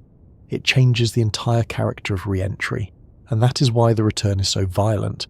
The word violent is appropriate here, but it can be misunderstood. We do not mean the spacecraft is tumbling wildly like a dropped saucepan, or flinging the crew around the cabin while alarms behave theatrically. Quite the opposite. The goal of a good re-entry is for the violence to be carefully controlled. It is disciplined violence, engineered violence, violence in the service of survival. Orion is designed to handle it, and the mission is built around managing it. Yet the underlying event remains severe. The capsule is arriving at extreme speed and must lose that energy somehow. There is no gentle way to do that quickly. This is where the distinction between motion and energy becomes especially useful. A lot of people hear a number like 25,000 miles per hour and think mainly about how quickly the spacecraft is moving. That is fair enough. It is a dramatic figure. But for re-entry, what matters most is not simply the speed as a bragging point. What matters is the kinetic energy attached to that speed. Energy scales with the square of velocity, which means that when speed rises, the energy problem rises even faster. Doubling speed does not double the difficulty. It multiplies it much more aggressively. That is a rude rule, but a very important one. It means that returning from the Moon is not merely a somewhat faster version of coming home from low Earth orbit. It is a meaningfully harsher event. The spacecraft is carrying a larger energy burden into the atmosphere, and that burden must be shed under conditions the capsule and crew can survive. You're not just coming home fast, you're bringing home a great deal of motion that must be turned into heat, deceleration, and controlled descent in a very short span of time. And Earth's gravity, which helped guide Orion back, is part of what makes the arrival so intense. That is another one of those unfair but elegant facts. The free return path works so beautifully because gravity helps. The Moon bends the route. Earth pulls the spacecraft inward. You save propellant. You build resilience. You let celestial mechanics contribute to the plan. All very clever. Then, as the spacecraft nears home, gravity says, "Excellent. I have been assisting your return. Here is your speed." That is why coming home can be more punishing than going out. On the outbound journey, the spacecraft is launched by a rocket and then follows a carefully shaped translunar path. On the inbound side, the capsule is effectively falling back into Earth's gravity well from very far away. That fall is what produces such a high re-entry speed. The atmosphere will eventually rescue the spacecraft from that speed, but it can only do so by subjecting the vehicle to extraordinary conditions in the process. There is no such thing as a free slowing. You can see this more clearly if you compare lunar return with a return from the International Space Station. The station circles Earth at roughly 17,500 miles per hour, which is already absurdly fast by every ordinary standard. Astronauts coming back from low Earth orbit still undergo re-entry heating, deceleration, parachute deployment, and all the rest. That is already a serious engineering challenge. A lunar return vehicle comes in even faster, because it has not merely been orbiting Earth nearby. It has been out into cislunar space and then accelerated inward by Earth's gravity on the way back. More speed means more energy. More energy means more thermal and structural demands. So when we say Artemis II is coming home too fast, it is not a complaint about impatience. It is a statement about what the physics require. Of course, the spacecraft is designed for that exact situation. Orion is not surprised by its own mission profile. Nobody at mission control is staring at the screen muttering, "Good heavens, I did not realize it would be this speedy." The capsule's shape, heat shield, guidance, and reentry profile all exist because designers understand what lunar return demands. Yet design does not remove the violence. It channels it. It makes it survivable. That is different and worth remembering. Imagine asking a boxer to absorb a punch. Training helps. Technique helps. Gloves help. Rules help. All of these things matter, but none of them turn the punch into a cuddle. They turn it into something the body can manage. Re-entry from the moon works in much the same spirit. There is another quiet reason this speed feels especially severe. In deep space, the crew does not experience speed the way we do on Earth. Motion in orbit and deep space is strange from a human sensory standpoint. You can be moving tremendously fast without feeling it in the ordinary sense, because there is no air rushing past you, and no obvious stationary reference point close by. The crew may look out at the blackness and feel the calm routine of spacecraft life rather than the raw scale of their velocity. Then, as Earth return approaches, all that invisible speed suddenly becomes physically meaningful. The atmosphere notices, the heat shield notices, the plasma notices, the crew notices. It is one of the more dramatic examples of stored consequences in the whole mission. A great deal of the return feels calm until it very much does not. That transition from hidden speed to physical punishment is part of what makes lunar return so compelling. For days, Orion is simply on its way home, tracing its path, executing its procedures, managing its systems. The speed exists the whole time, but it is mostly a number and a trajectory. Then the spacecraft reaches the upper atmosphere and the number becomes an event. The vehicle begins trading speed for heat and deceleration. The abstract becomes immediate. In some sense, that is what re-entry always is. It is the moment when motion turns into experience. And for a lunar return crew, it is a particularly stern experience. When Orion hits the atmosphere at those kinds of speeds, the surrounding air cannot move out of the way gently enough. Gas in front of the capsule is compressed violently. This compressed air heats to extreme temperatures. The capsule experiences tremendous thermal stress outside, while the inside must remain a place where 4 people can continue being alive with reasonable confidence. The re-entry profile also subjects the crew to deceleration loads that are manageable but very real. This is not a smooth elevator ride. It is more like the atmosphere grabbing hold of the spacecraft and saying, "You are done being this fast now." That process is exactly what the mission wants. And it is still brutal. There is a useful misconception to clear up here.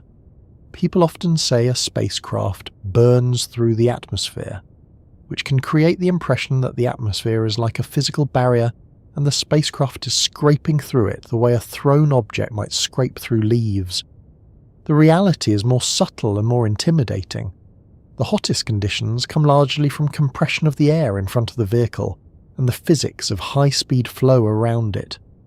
The capsule is not just rubbing against air. It is forcing the atmosphere into states that are thermally extreme. This is why the heat shield matters so much, and why the re-entry speed is not just a number to admire from afar. Faster arrival means hotter argument with the air. That is one reason lunar return has such a long heritage of respect in spacecraft design.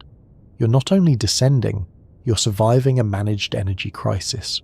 A good way to picture the problem is to imagine carrying a large quantity of momentum in a place where you cannot use brakes in the ordinary sense. There is no runway long enough to roll this out, no ocean wide enough to splash gently into at full cislunar speed. No giant hand in the sky politely catching the capsule and setting it down near San Diego. The atmosphere must do the work, and because the atmosphere must do the work, the early part of re-entry is fierce by design. This also explains why the spacecraft's shape matters so much. Orion is not a pointed dart trying to slice through air as cleanly as possible forever. During re-entry, the capsule is using its blunt body design to create the aerodynamic and thermal behavior needed for survival. That shape helps keep the hottest plasma and shock layer arranged in a way the heat shield can handle. In everyday engineering, sleekness often suggests efficiency. In reentry design, survivability has different tastes. Sometimes the smart shape is the one that looks less like speed and more like a carefully planned shield. It is a nice reminder that nature does not always reward the object that looks fastest. Sometimes it rewards the object that looks prepared. The crew's experience of this violence is also worth lingering on for a moment. Astronauts train for re-entry. They know what to expect procedurally. They know the loads are coming, yet training does not make the event physically trivial. By the time deceleration begins in earnest, the astronauts are strapped into a capsule that is going from extraordinary speed towards survivable descent in a relatively short time. Their bodies, having spent days in space, must readapt not only to gravity but to rapidly changing motion. The spacecraft, meanwhile, is taking the worst of the external punishment on their behalf. There is something oddly intimate about that. A heat shield is not just a piece of hardware, it is a promise. It says, "You may return at impossible speed, and I will stand between you and the laws that would otherwise be less accommodating." That is an impressive promise to keep. The speed also affects communications and public perception in interesting ways. To an audience on Earth, re-entry can appear to happen quickly. We know it is coming, we know the broad timeline, we know that after all the days of travel, the final dramatic phase is near, but the actual conversion from deep space arrival to atmospheric descent, plasma formation, parachute sequence and splashdown is relatively compressed compared with the long quiet arc of the journey. That makes the violence feel almost sudden, though it has been built into the mission from the start. Spaceflight does that sometimes. It spends days being patient, and then several minutes being unforgettable. Another reason the speed is so important is that it narrows everything else. Higher energy return means less room for sloppy entry geometry, less room for thermal surprises, and more significance attached to every part of the sequence that follows. If your spacecraft is coming home from lunar distance, you do not get to treat the atmosphere casually. The faster you arrive, the more exact the rest of the mission must be. Speed sharpens consequences. That is why people who work these missions are rarely blasé about re-entry, even when they have every reason to trust the vehicle. Trust and respect are not opposites in engineering. In fact, they belong together. You trust the system because you understand the challenge, not because you have forgotten it. Orion's team can be confident in the spacecraft and still regard lunar return as one of the mission's hardest moments. That is what maturity looks like in flight operations. Confidence without reverence tends to end badly. There is also something philosophically amusing about the whole arrangement. Human beings spend vast sums of money and decades of effort to escape gravity, and then, if all goes well, gravity is what brings them home so effectively that the last phase nearly sets the spacecraft on fire. One almost has to admire the economy of the universe. It wastes nothing. Motion gained on the way home must be accounted for, and Earth's atmosphere is where the bill is paid. The good news, if we can call it that, is that the violence of speed is expected. The return is not dangerous because the spacecraft is doing something accidental. It is dangerous because it is doing exactly what it was designed to do under conditions that are inherently severe. The mission is not hoping speed somehow becomes mild at the last minute. It is relying on the capsule, the heat shield, the guidance system, and the whole re-entry sequence to turn that speed into a controlled descent instead of a catastrophe. But the phrase controlled descent should not lull us into imagining anything soft. Control in this context means the violence is organised, bounded, and survivable. It does not mean the atmosphere has become friendly. Orion is still arriving from the moon. Earth is still waiting with a wall of air. Energy still has to go somewhere, and most of it goes into heat. Heat is the part of re-entry that sounds dramatic because it is dramatic. Even people who know very little about spacecraft tend to understand this much. Coming back from space is hot. They may not know the exact mechanics, or the precise differences between heating rates and total heat load, or why a blunt capsule makes better sense than something sleek and pointy.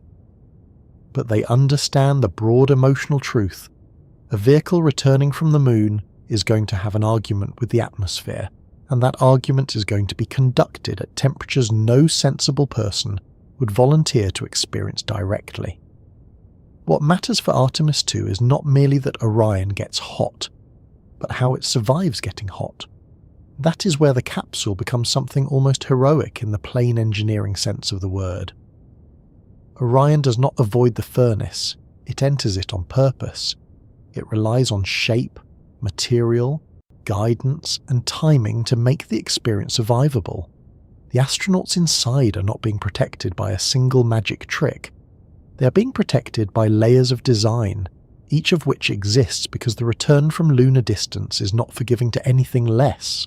The first thing worth clearing up is that re-entry heating is not really like your hand getting warm near a stove, or even like an aircraft wing warming during ordinary high-speed flight. The scale is vastly different. Orion is returning at extreme speed, and the air in front of the capsule is being compressed so violently that the gas reaches astonishing temperatures. The capsule is not merely passing through warm air, it is forcing the atmosphere into a state that becomes thermally severe. That distinction matters because it helps explain why the spacecraft can be surrounded by extraordinary heat, even though the astronauts inside are not being cooked like a very expensive casserole. The outside problem and the inside problem are not the same thing.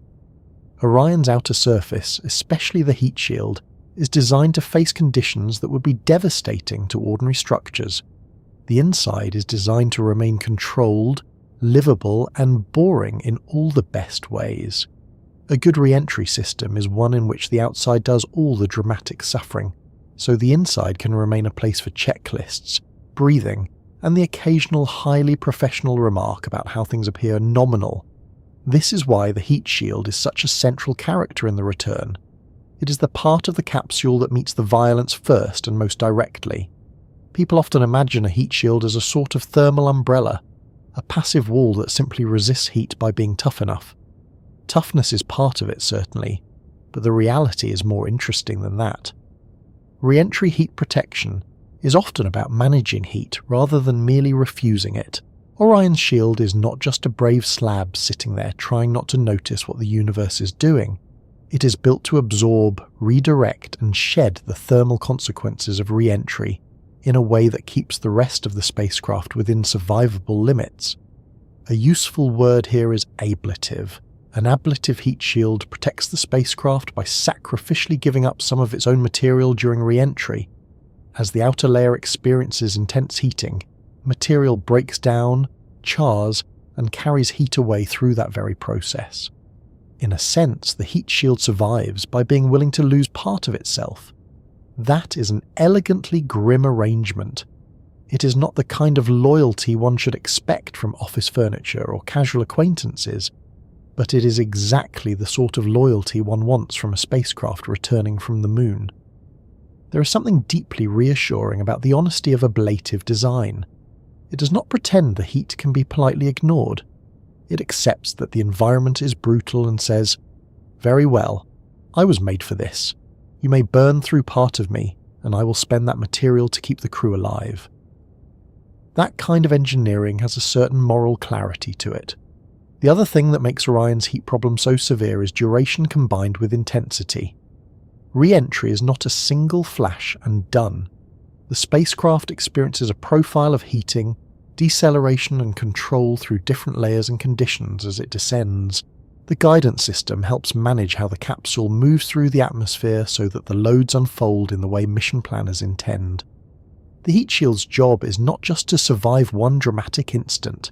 It is to survive the full thermal story long enough for the spacecraft to transition into the slower, lower energy phases that lead toward parachutes and splashdown. This is where the capsule's shape becomes crucial. Orion is blunt rather than sleek for good reason. In ordinary aerodynamics, many of us are taught to admire shapes that slice cleanly through air. Cars are made more streamlined. Aircraft are shaped for efficient flow. A dart is pointy. A spaceship returning from the moon has very different needs. A blunt body shape helps form a shock layer in front of the capsule, keeping much of the hottest gas away from the actual structure and allowing the heat shield to do its work more effectively. In everyday life, sleekness suggests speed.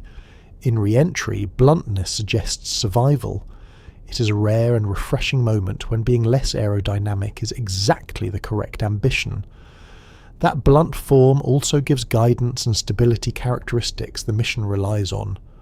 Orion is not simply plummeting like a stone, it is flying a controlled entry profile, with its shape interacting with the atmosphere in a deliberate way. The capsule has to orient itself properly, so the heat shield is where the worst of the thermal load is expected to be. In a very practical sense, the capsule has a hot side and a side that would prefer not to become the hot side.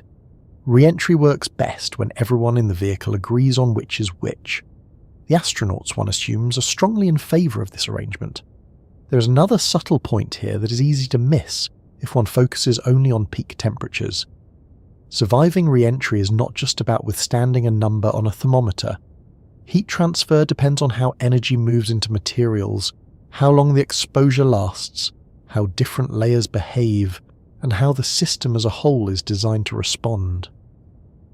Two environments can have similar headline temperatures, while posing very different engineering challenges depending on the flow conditions and time involved. That is why heat shield design is not a simple matter of making something very heat resistant and calling it a day. It is a full system problem. Material choice, bonding, geometry, structural support, aerodynamic behaviour, and mission profile all matter together. In other words, the heat shield is not a shield in the fairy tale sense. It is a carefully choreographed answer to a specific physical question. That question is this: how do you let a spacecraft return from lunar speed through Earth's atmosphere without allowing the crew cabin to become the inside of a very unfortunate kiln? The answer begins outside, but it extends inward. The shield must take the initial punishment.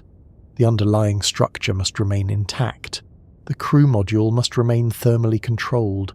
Systems inside the capsule must continue operating. The astronauts must remain protected not only from the outer inferno, but from any internal heat buildup that could affect safety, performance, or comfort. Comfort, of course, is being used generously here. No re-entry is a spa experience, but there is a difference between "this is physically intense" and "the spacecraft interior is turning into a technical emergency," and good thermal design preserves that difference. One of the most fascinating aspects of Orion's thermal protection is that it exists at the border between two very different worlds. Outside the capsule, the physics are savage. Air is compressed into extremely hot flow. The surface experiences punishing conditions, plasma forms, structural and thermal demands are relentless. Inside the capsule, the crew is strapped in, reading data, following procedure, and trusting that the machine around them is behaving exactly as intended. Re-entry is therefore an exercise in separation. The capsule must keep the outside outside. That sounds obvious until you think about what outside means in this case. Outside at this moment is not simply weather. Outside is a chemically and thermally extreme environment generated by the spacecraft's own arrival speed, which is why the heat shield has to be treated as a consumable guardian rather than a decorative feature. It does not just sit on the bottom of the capsule because someone thought the spacecraft looked unfinished without it. It is there because deep space return without thermal protection is not really a mission plan. It is more of a cautionary principle. There is also a psychological comfort in the heat shield being such a visible concept. Some of the other systems keeping Artemis II safe are hard for most people to picture. Navigation solutions are invisible. Guidance laws are abstract. Margins and tolerances are intellectually respectable but not especially cinematic. A heat shield, though, is wonderfully understandable. Here is the part that takes the fire. Here is the surface meant to face the impossible. Here is the thing between the crew and the consequences of physics. People understand that instinctively. It helps them trust the story, even if they do not know the chemistry of ablative materials or the details of thermal flux. That said, trust in the heat shield should not be mistaken for casualness about the challenge. Orion's re-entry is not safe because heat is no longer a major concern. It is safe because heat remains a major concern, and the spacecraft has been built around that fact. There is a big difference there. One is complacency, the other is engineering. A useful comparison might be a firefighter's protective gear. The gear does not mean fire has ceased to be dangerous. It means the person wearing it can enter an environment that would otherwise be unsurvivable. The seriousness of the gear reflects the seriousness of the threat. Orion's heat shield plays the same role on a spacecraft scale. It is not a sign that re-entry heat is manageable in some ordinary sense.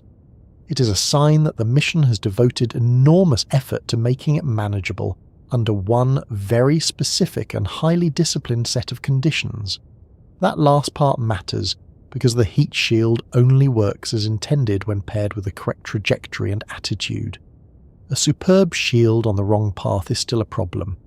A vehicle approaching at the wrong angle or orientation can encounter heating and loads outside the design envelope. This is why all the earlier talk about corridor accuracy is so important. The heat shield is not operating in isolation, it is part of a chain. The trajectory delivers the spacecraft to the atmosphere correctly. The guidance system manages the re-entry profile. The heat shield handles the thermal environment created by that profile. Parachutes and recovery take over later. Every piece depends on the others.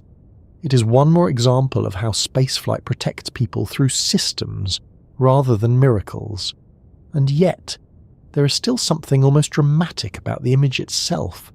A crude capsule wrapped in fire on its way home from the moon. It sounds like mythology until you realize it is simply engineering under extreme conditions. The astronauts are not traveling inside a fantasy object blessed by the gods. They're inside aluminum, composites, thermal systems, electronics, life support hardware, and a shield designed by people who ran calculations instead of casting spells. It is, in its own way, more impressive than mythology.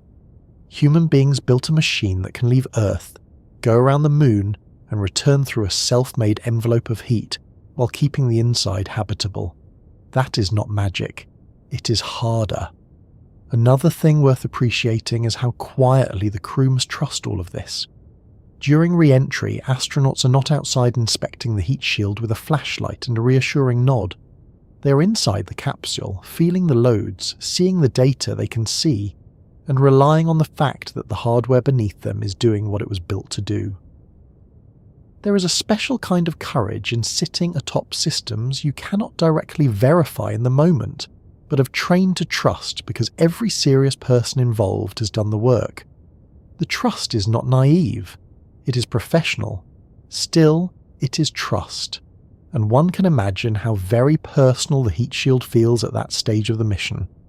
Earlier, it is a design feature, a technical specification, a known part of the vehicle. During re-entry, it becomes almost companion-like. It is the part of Orion taking the cosmic insult personally so the crew does not have to. It also tells us something broader about space exploration. Getting somewhere is rarely enough. The real test of a transportation system is whether it can bring people back through the worst conditions the return demands. Going outward can feel bold. Coming home proves whether the boldness has matured into reliability. Orion's ability to survive re-entry heat is therefore not just a dramatic scene at the end of a mission. It is one of the central arguments for why this spacecraft exists in the first place. A lunar-capable crew vehicle must be able to endure lunar return, not just admire it from a safe distance. That is why the thermal problem is not decorative to Artemis II. It is foundational. The mission can be successful in a broad, programmatic sense only if the capsule demonstrates that this part of the journey works with a crew aboard. Everything else in the mission leads toward that proof. The heat shield is therefore not merely protecting 4 astronauts. It is also protecting the credibility of a whole future architecture for human exploration beyond low Earth orbit. Of course, from the standpoint of the astronauts, the first concern is probably still the not being cooked part, and that is entirely reasonable. As re-entry unfolds, the outside of Orion becomes a place of controlled sacrificial survival. Material chars, heat is managed, flow roars around the capsule in ways no passenger aircraft ever experiences. The crew inside is separated from this by engineering choices made years earlier and executed in seconds now. That separation is the miracle of good design. The Inferno remains an external event. The crew module remains a human environment. Not perfectly gentle, not exactly cozy, but alive, controlled, and moving through the sequence toward the moment when the heat begins to ease and the next challenge takes over. Because heat is not the only effect of that fiery passage. As the capsule barrels through superheated, ionized gases, another problem emerges, one that is less visibly dramatic to the public but deeply significant to everyone waiting on the ground. The spacecraft may survive the fire exactly as planned, and still enter a period when the crew cannot easily talk to Earth at all, as though the atmosphere briefly turns the capsule into its own small and very inconvenient island. Few things in spaceflight sound more unsettling than a planned disappearance. We're accustomed to thinking of communication as proof of control. If two people can talk, if telemetry is flowing, if voices are steady and data are arriving on time, then the situation feels connected and therefore manageable. The line remains open, the thread is intact. We can ask questions, receive answers, make adjustments, and reassure one another that all is proceeding as intended. Then reentry comes along and says very calmly, "For a little while, none of that may be possible." That is the blackout. It is one of the strangest parts of returning from deep space, because it is both expected and unsettling at the same time. Mission teams know it can happen. Astronauts train for it. Engineers design around it. Nobody involved is surprised by the basic physics. Yet even when a blackout is entirely nominal, it still has a peculiar emotional effect. A spacecraft can be doing exactly what it is supposed to do, at exactly the right time, while the people on Earth briefly lose the easy comfort of hearing from it. The silence is not a sign that the mission has become mysterious. It is a sign that the atmosphere has become complicated. To understand why, we have to follow Orion back into the fierce part of re-entry. As the capsule plunges through the upper atmosphere at extraordinary speed, the air around it is compressed and heated so intensely that the gases can become ionized. In other words, the environment around the spacecraft is not just hot. It is transformed into plasma, a state of matter in which electrons are stripped from atoms, and the resulting mix behaves very differently from ordinary air. Plasma is useful in all sorts of cosmic contexts. Stars are made of it. Lightning brushes against it. Laboratories study it. A crude spacecraft wrapped in it during re-entry, however, has a less affectionate relationship with the stuff. The reason is communication. Radio signals do not pass through all environments equally well. Under certain re-entry conditions, the plasma sheath around the capsule can interfere with or block radio transmission. The spacecraft is still there. The crew is still there. The vehicle may be performing perfectly, but the ionized layer surrounding the capsule can make it difficult for signals to get in or out in the usual way. To people on the ground, it can feel as though the spacecraft has stepped behind a curtain. Not because it has vanished, but because physics has briefly become a poor host for conversation. There is something deeply eerie about that. A spacecraft can survive launch, swing around the moon, return on the correct trajectory, endure heating, and then, right when everyone would most like continued reassurance, become difficult to hear simply because the air around it has turned into a hostile medium for radio. It sounds almost theatrical. The capsule wrapped in fire and then hidden by its own fiery envelope. Yet this is not theatrics. It is just what happens when tremendous speed and atmosphere cooperate in a slightly unfriendly way. One of the reasons blackout feels so intimate is that it affects the human story more than the broad mechanics. The plasma itself is already part of the thermal and aerodynamic challenge. The spacecraft is designed to withstand that environment. The crew is trained to ride through it. From the point of view of the hardware, blackout is another consequence of the re-entry physics package. But from the point of view of people listening on Earth, blackout changes the emotional shape of the event. It introduces a gap, a pause, a stretch of time in which faith in the plan has to replace the immediate comfort of hearing voices and seeing continuous confirmation. That is not easy, even for professionals, especially for professionals in fact, because they know exactly what sort of environment the capsule is moving through while the silence lasts. There is a subtle but important distinction here. A blackout does not mean the crew is lost, or necessarily even that the vehicle has suffered a communications failure in the ordinary mechanical sense. The radios may be fine, the avionics may be fine, the crew may be strapped in, calm and following procedures with admirable discipline. The issue is the medium around the spacecraft. The plasma sheath can reflect, absorb or otherwise disrupt radio transmission. It is as though the spacecraft carries its own brief weather system of interference with it, except weather system sounds much nicer than shell of ionized gas generated by violent atmospheric entry. Still, the image is useful. Orion is effectively wrapped in a temporary condition that makes talking through it difficult. That matters because communication is not only practical, but emotional. During most of the mission, words serve many purposes at once. They transmit information, they confirm timing, they allow the crew and mission control to stay coordinated. They reassure families, leadership, and the broader public that events are unfolding as expected. During blackout, that shared thread tightens and then temporarily disappears. Everyone has to trust the procedure. Everyone has to wait. Waiting is one of the hardest jobs in mission control. It may not look like a job from the outside, but it is. Human beings are not naturally gifted at calm waiting when people they care about are inside a capsule descending through plasma. We prefer inputs. We like data. We enjoy hearing someone say, "Everything looks good here." The blackout phase replaces that with silence, and silence under those circumstances has a weight to it. The astronauts, meanwhile, are in a different psychological position. They are the ones inside the event. They know the blackout is expected. They know the procedures. They know that loss of communication during that period does not automatically signal trouble. In a strange way, the silence may be more difficult for the people outside the capsule than for those within it. The crew is busy. They have a role. They feel the motion, the deceleration, the sequence. The people on the ground have only their watches, their models, their expectations, and their discipline. It is a beautifully unfair arrangement.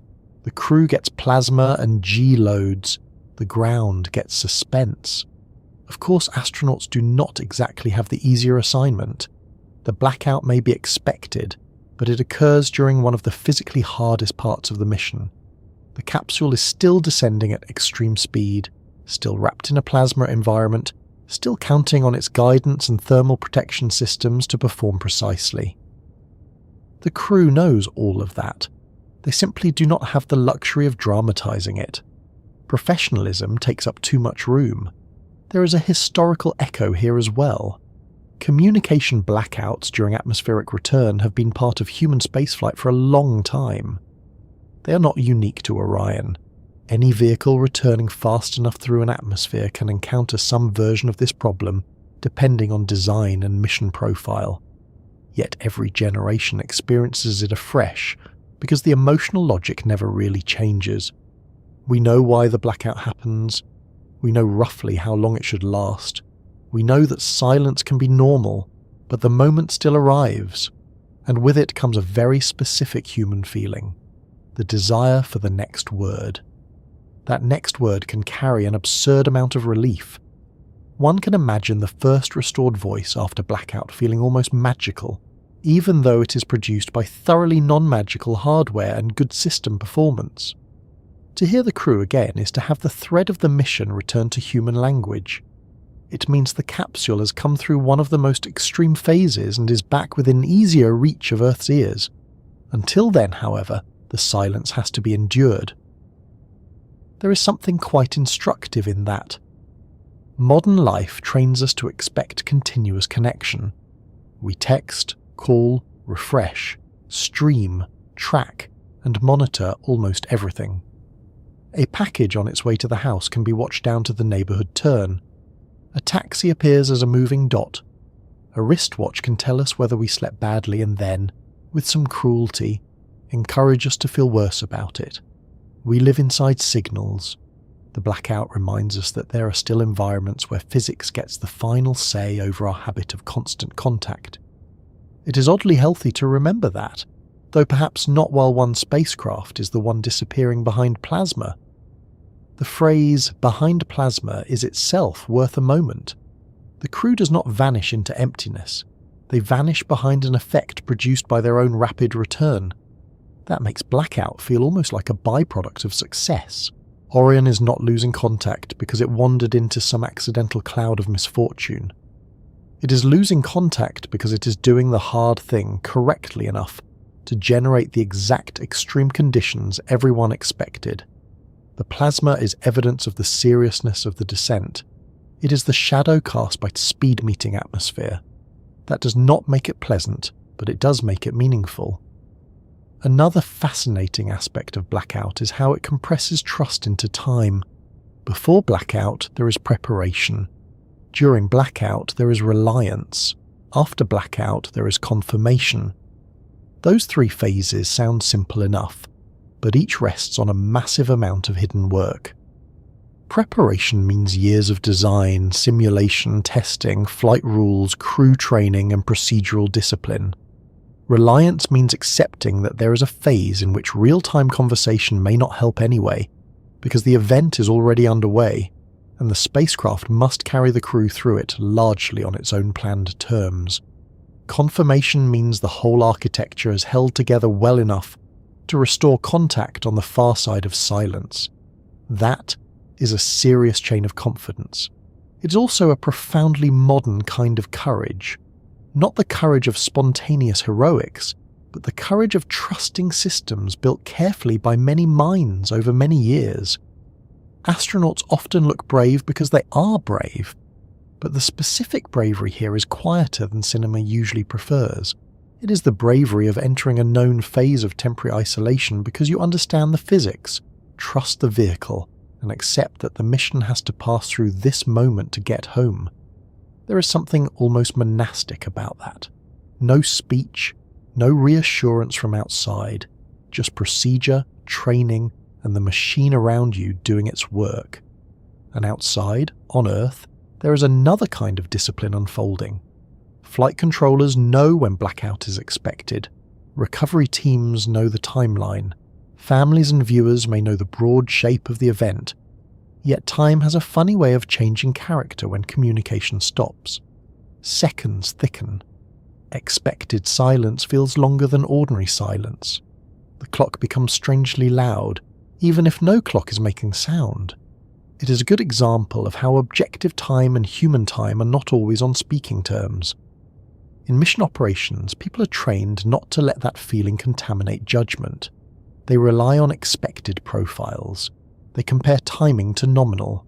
They wait for reacquisition in the windows they have planned for. This is professionalism doing battle with imagination, and professionalism usually wins, though imagination does not leave quietly. The blackout phase also serves as a reminder that a spacecraft is not fully back just because Earth is near. Distance is not the only measure of return. Contact is part of return. Control is part of return. Hearing the crew again is part of return. Until that happens, the capsule remains in a strangely liminal state. No longer far from home in the geographic sense, yet still not comfortably within Earth's ordinary web of connection. It is above us, coming down, but briefly separated by the very conditions making that descent possible. One can see why this phase lingers in public memory whenever it appears in a mission. Silence is memorable. Planned silence in a dangerous situation is even more so. And still, for all its drama, the blackout is not the climax of the return. It is a passage. It is one effect among several in the intense portion of reentry. The mission does not pause during it. Orion continues descending. Speeds continue changing. The thermal environment continues evolving. The capsule presses onward through the physics, whether anyone can chat about it or not. In that sense, blackout is a humbling thing. It reminds us that the universe does not wait for our preferred communication schedule. The capsule will not linger politely until the radios are more convenient. Reentry is happening on nature's terms. Human systems can prepare, accommodate, and recover connection, but they cannot insist that ionized gas be socially helpful. There is almost a lesson in that for daily life, though perhaps we do not need to go looking for wisdom while astronauts are busy surviving plasma. Sometimes the thing that carries us through a hard moment is not constant reassurance, but the prior work that made the moment survivable in the first place. That is certainly true here. Orion's crew can endure the quiet blackout because the mission has already done the loud work long before. Engineers solved thermal problems, flight dynamics teams solved trajectory problems, communications teams understood what would happen, procedures were written, simulations were run, people practiced. The silence is bearable because so much careful preparation stands behind it, which is why, once the capsule emerges from that brief isolation and communications return, the emotional tenor changes at once. The most alien-seeming part of the descent has passed. The spacecraft is still in the middle of serious business, but it is no longer hidden inside that cocoon of plasma and silence. It is becoming audible again, reachable again. Earth is not just below it now, Earth is beginning to hear it. That is a remarkable transition. Yet there is still no true room for relaxation. Orion may be back in contact, but it is still descending, still hurtling toward the final stages of its return, still carrying the crew toward water rather than a runway, with parachutes and impact and recovery operations waiting to turn the mission from a fiery atmospheric event into a human homecoming.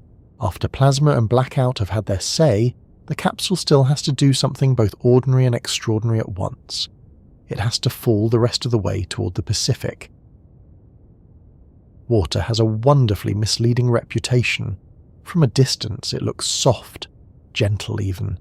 We float in it, we swim in it, we drink it, bathe in it, admire it from shore, complain when too much of it falls from the sky, and write poetry about it when in a sentimental mood.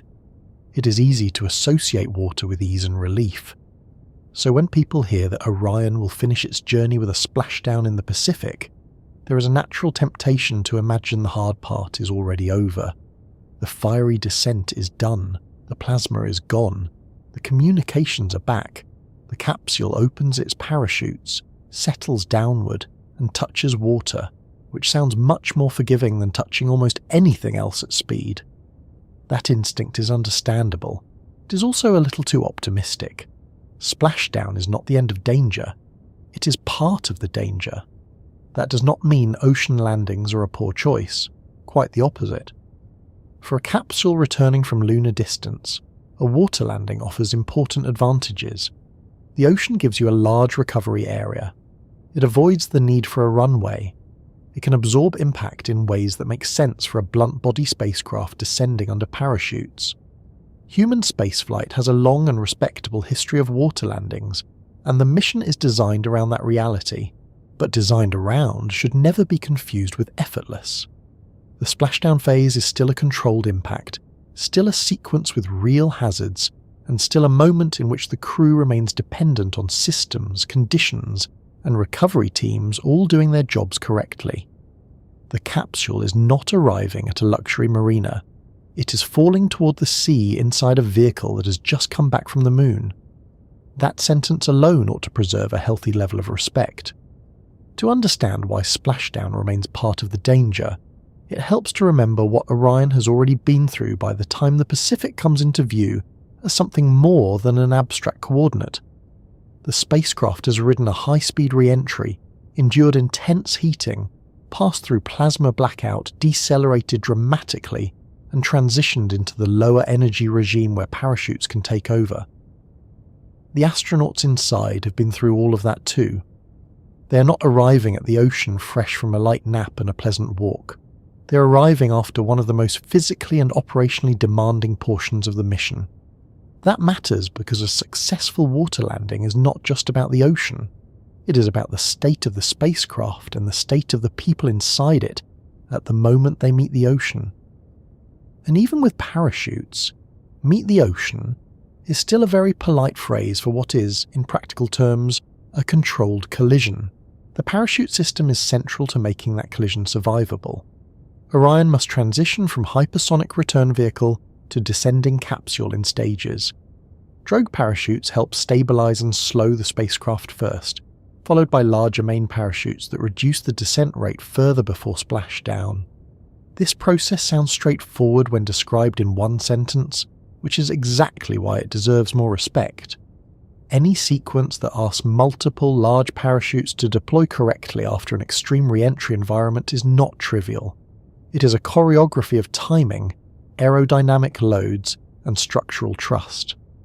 Parachutes are funny that way. They look simple from far away.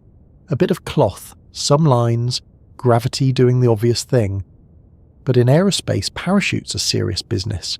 They must deploy under the right conditions, avoid tangling, inflate properly, share loads correctly, and bring the spacecraft down within expected limits. A parachute opening is not a whimsical flourish at the end of a descent. It is a structural event. The loads matter. The sequence matters. The confidence you place in it matters a great deal if you happen to be hanging beneath the result. By the time Orion is descending under its mains, the speed has dropped enormously from the violence of re-entry, of course. Still, the capsule is not drifting downward like a feather in a children's book. It remains a heavy spacecraft carrying a crew and equipment, descending toward moving water under large canopies, while the mission watches every piece of the sequence with great care. The ocean below is not stationary in the way a runway is. It has swell, wind, and surface state. The capsule itself may swing or rotate within expected limits under the parachutes. Everything is being brought under control, but under control in spaceflight often means well behaved within a rather dramatic set of circumstances. Then comes the water itself. Here again, everyday intuition can be misleading. Water is soft if you enter it gently. Water is not soft if you hit it hard enough. Anyone who has ever landed awkwardly in a swimming pool, belly flopped as a child, or entered cold seawater with excessive confidence and insufficient technique has learned a tiny, humbling lesson about this. Scale that up to a returning spacecraft and the lesson becomes much less tiny. Orion does not simply settle onto a fluffy marine cushion. It impacts the ocean with carefully managed but still meaningful force. That impact must be one the capsule structure can absorb and the crew can tolerate. This is why splashdown is part of the danger rather than a clean escape from it. The water landing is engineered, expected, and planned, but it remains an impact event at the end of a long chain of other demands. There is no magical point during return where the spacecraft stops being a re-entry vehicle and becomes a bath toy. Orion is still a spacecraft. The ocean is still the ocean. The crew is still strapped in, trusting the vehicle to do exactly what it was built to do. The orientation of the capsule at splashdown matters as well. A water landing is not simply get near the surface and let the rest happen. The spacecraft is designed to enter the water in an intended attitude. The way it hits affects loads, stability, and what happens next. After splashdown, the capsule may not immediately end up in the perfect upright position everyone would choose if given a menu of options. Water is dynamic. Capsules bob. The vehicle must remain stable enough for recovery operations to proceed safely. Systems that help manage post-landing orientation are therefore not decorative conveniences. They are part of turning the capsule is in the ocean into the crew can be recovered in an orderly manner. There is something almost comical about how undignified a splashdown can sound once you strip away the heroic framing. Travel to lunar distance, survive fire and plasma, descend under giant parachutes, and then spend a little while floating in the Pacific waiting for boats and swimmers to come collect you. It is, in its own way, one of the more human endings imaginable.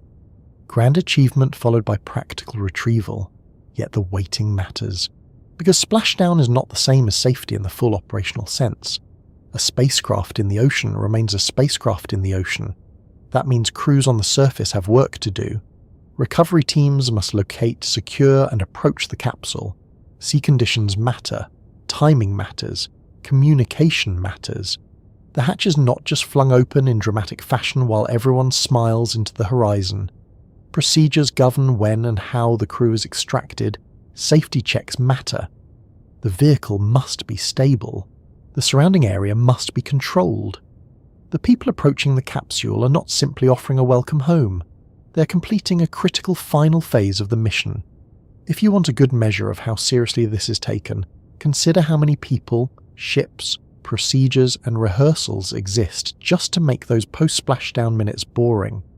Boring is the dream. Boring means the spacecraft floated as intended. The recovery forces arrived as planned, the crew remained stable, and everyone did the professional version of what, in another context, would be called not making a scene. Space agencies adore boring recoveries. Boring recoveries are triumph disguised as routine. One reason post-splashdown operations still belong inside the danger story is that the crew is transitioning rapidly between environments. They have been in microgravity, then they experience reentry loads, then they are in a capsule floating on Earth's ocean. Human bodies do not always appreciate these quick changes with perfect elegance. Even well-trained astronauts can feel disoriented, uncomfortable, or physiologically challenged by the return to gravity and motion. Add the movement of the sea and the enclosed environment of a recently re-entered capsule, and the situation remains very much an active human factors problem, not a leisurely seaside pause. It is one thing to stand on a dock and feel a bit woozy after a boat ride. It is another thing entirely to be an astronaut just back from lunar flight, bobbing inside a spacecraft in the Pacific while recovery teams work through the sequence. That is why medical readiness and recovery procedures matter so much. The capsule has survived. Good. The crew is home. Good. But home at this stage still means dependent on professionals to manage a controlled handoff from spacecraft to ship, from mission environment to human environment. If anything in that chain becomes less orderly than planned, the mission is not instantly ruined, but the hazard picture changes. Water landings involve all the ordinary realities of the sea: motion, weather, access, timing, and the fact that the ocean is not interested in making your extraction convenient. There is also the issue of seawater itself. The ocean is not merely scenery beneath the capsule. It is salt water, wind, spray and moisture near hardware, seals, hatches, lines and people. Recovery operations account for that, of course, but it remains part of the environment to be managed. Space may be the exotic part of the mission, yet the ocean is where engineering meets old-fashioned physical practicality. Boats have to approach, personnel have to move, gear has to work in wet, moving conditions. It is a reminder that the final act of a moon mission can depend on skills that feel half aerospace and half seamanship. That blend is rather beautiful, actually. You launch with rockets and recover with sailors. Still, beauty in mission architecture does not make the sea any less real. If the water is rough, the challenge increases. If there are delays in access, the crew remains in the capsule longer. If the vehicle ends up in a less ideal orientation, recovery procedures have to account for it. None of this means the system is fragile. It means the system is honest. It recognizes that getting 4 people safely back from lunar distance does not end at atmospheric deceleration. It ends when they are physically out of the capsule and in the hands of recovery and medical teams. Only then does splashdown become recovery. Another subtle thing about water landings is that the ocean does not provide a neat emotional punctuation mark. A runway landing has a certain intuitive finality to it. Wheels touch, the vehicle rolls, and the world immediately understands the grammar of arrival. Splashdown is different. There is impact, then flotation, then stabilization, then approach, then securing, then extraction. It is arrival stretched into procedure. That can make the public feel as though the mission has already ended, while the professionals know perfectly well that the ending is still being written. That gap between public feeling and operational reality is common in exploration. The audience sees the dramatic event. The team sees the checklist after the dramatic event. And in many missions, the checklist after the dramatic event is exactly where discipline matters most. because relief can be a dangerous emotion if it arrives too early. This is why splashdown is still part of the danger. It comes after the fire and after the blackout, when human beings are most tempted to exhale too deeply. Yet the vehicle still has to hit the water properly. The parachutes still have to do their work. The capsule still has to float safely. Recovery forces still have to secure it and remove the crew. The astronauts still have to be physically okay in the immediate aftermath. The Pacific is not a decorative ending pasted onto the mission for cinematic effect. It is the final environment Orion must successfully handle before the journey can truly be called complete. There is also something worth admiring in the fact that this final environment is Earth itself, but in one of Earth's least negotiable forms. Not the launch pad, not the control room, not a training facility, not a laboratory, but open ocean. After all the precision of orbital mechanics and heat shield science, the mission ends with waves, weather, salt water, and boats. It is a lovely reminder that exploration remains tethered to the basic realities of this planet, even at its most advanced. We go to the moon with mathematics and materials science. We come home to gravity and the sea. Once the capsule is floating, the mission changes character again, not ends, changes. That distinction matters because splashdown can look like a finish line from the outside. The vehicle has survived re-entry, the parachutes have done their job, the ocean has accepted the impact, the communications drama is over, the astronauts are, in the broadest and happiest sense, back on Earth. And yet those first minutes after the water landing are some of the most delicate minutes in the entire return. That may sound surprising. After all, the spacecraft is no longer wrapped in plasma, no longer tearing through the atmosphere at astonishing speed, no longer converting deep space energy into heat with the help of a heat shield that deserves several quiet rounds of applause. Surely the hard part is behind everyone now. In one sense, yes. In another, not quite. Because a floating spacecraft with 4 astronauts inside is still not the same thing as 4 astronauts safely out, medically assessed, stabilized, and transferred into the ordinary care of Earth. Between those two states lies a careful sequence of recovery and rescue operations, and those operations are fragile in their own particular way. Not fragile because the teams involved are inexperienced, quite the opposite. Fragile because the handoff from mission survival to human recovery always is. The capsule has completed its work as a re-entry vehicle. Now it has to complete its work as a temporary lifeboat. That is a very different job. To appreciate the delicacy of those first minutes, it helps to remember what the crew has just experienced. They have spent days in deep space, living inside Orion, moving through the rhythms of spacecraft life, adapting to microgravity, and carrying the steady operational focus that such a mission demands. Then they have undergone re-entry, which means intense deceleration, heat, noise, motion, procedure, and the sort of physical compression of events that makes ordinary travel feel almost comically easy by comparison. Then they have hit the ocean inside a spacecraft, and now, just when the human nervous system might reasonably request a chair, a blanket, and perhaps a very long nap, recovery operations begin. The astronauts are not simply stepping out of a parked vehicle. They are re-entering a gravity field, a marine environment, and a recovery sequence all at once. That makes the first minutes back physically and operationally unusual. The body has to readapt. The inner ear has to make sense of gravity and motion again. The mind has to transition from flight procedures to post-landing procedures. The capsule itself may be bobbing in the water, which is not exactly the sort of stillness one chooses after a violent ride through the atmosphere. This is why recovery is not treated as an afterthought. It is part of the mission architecture.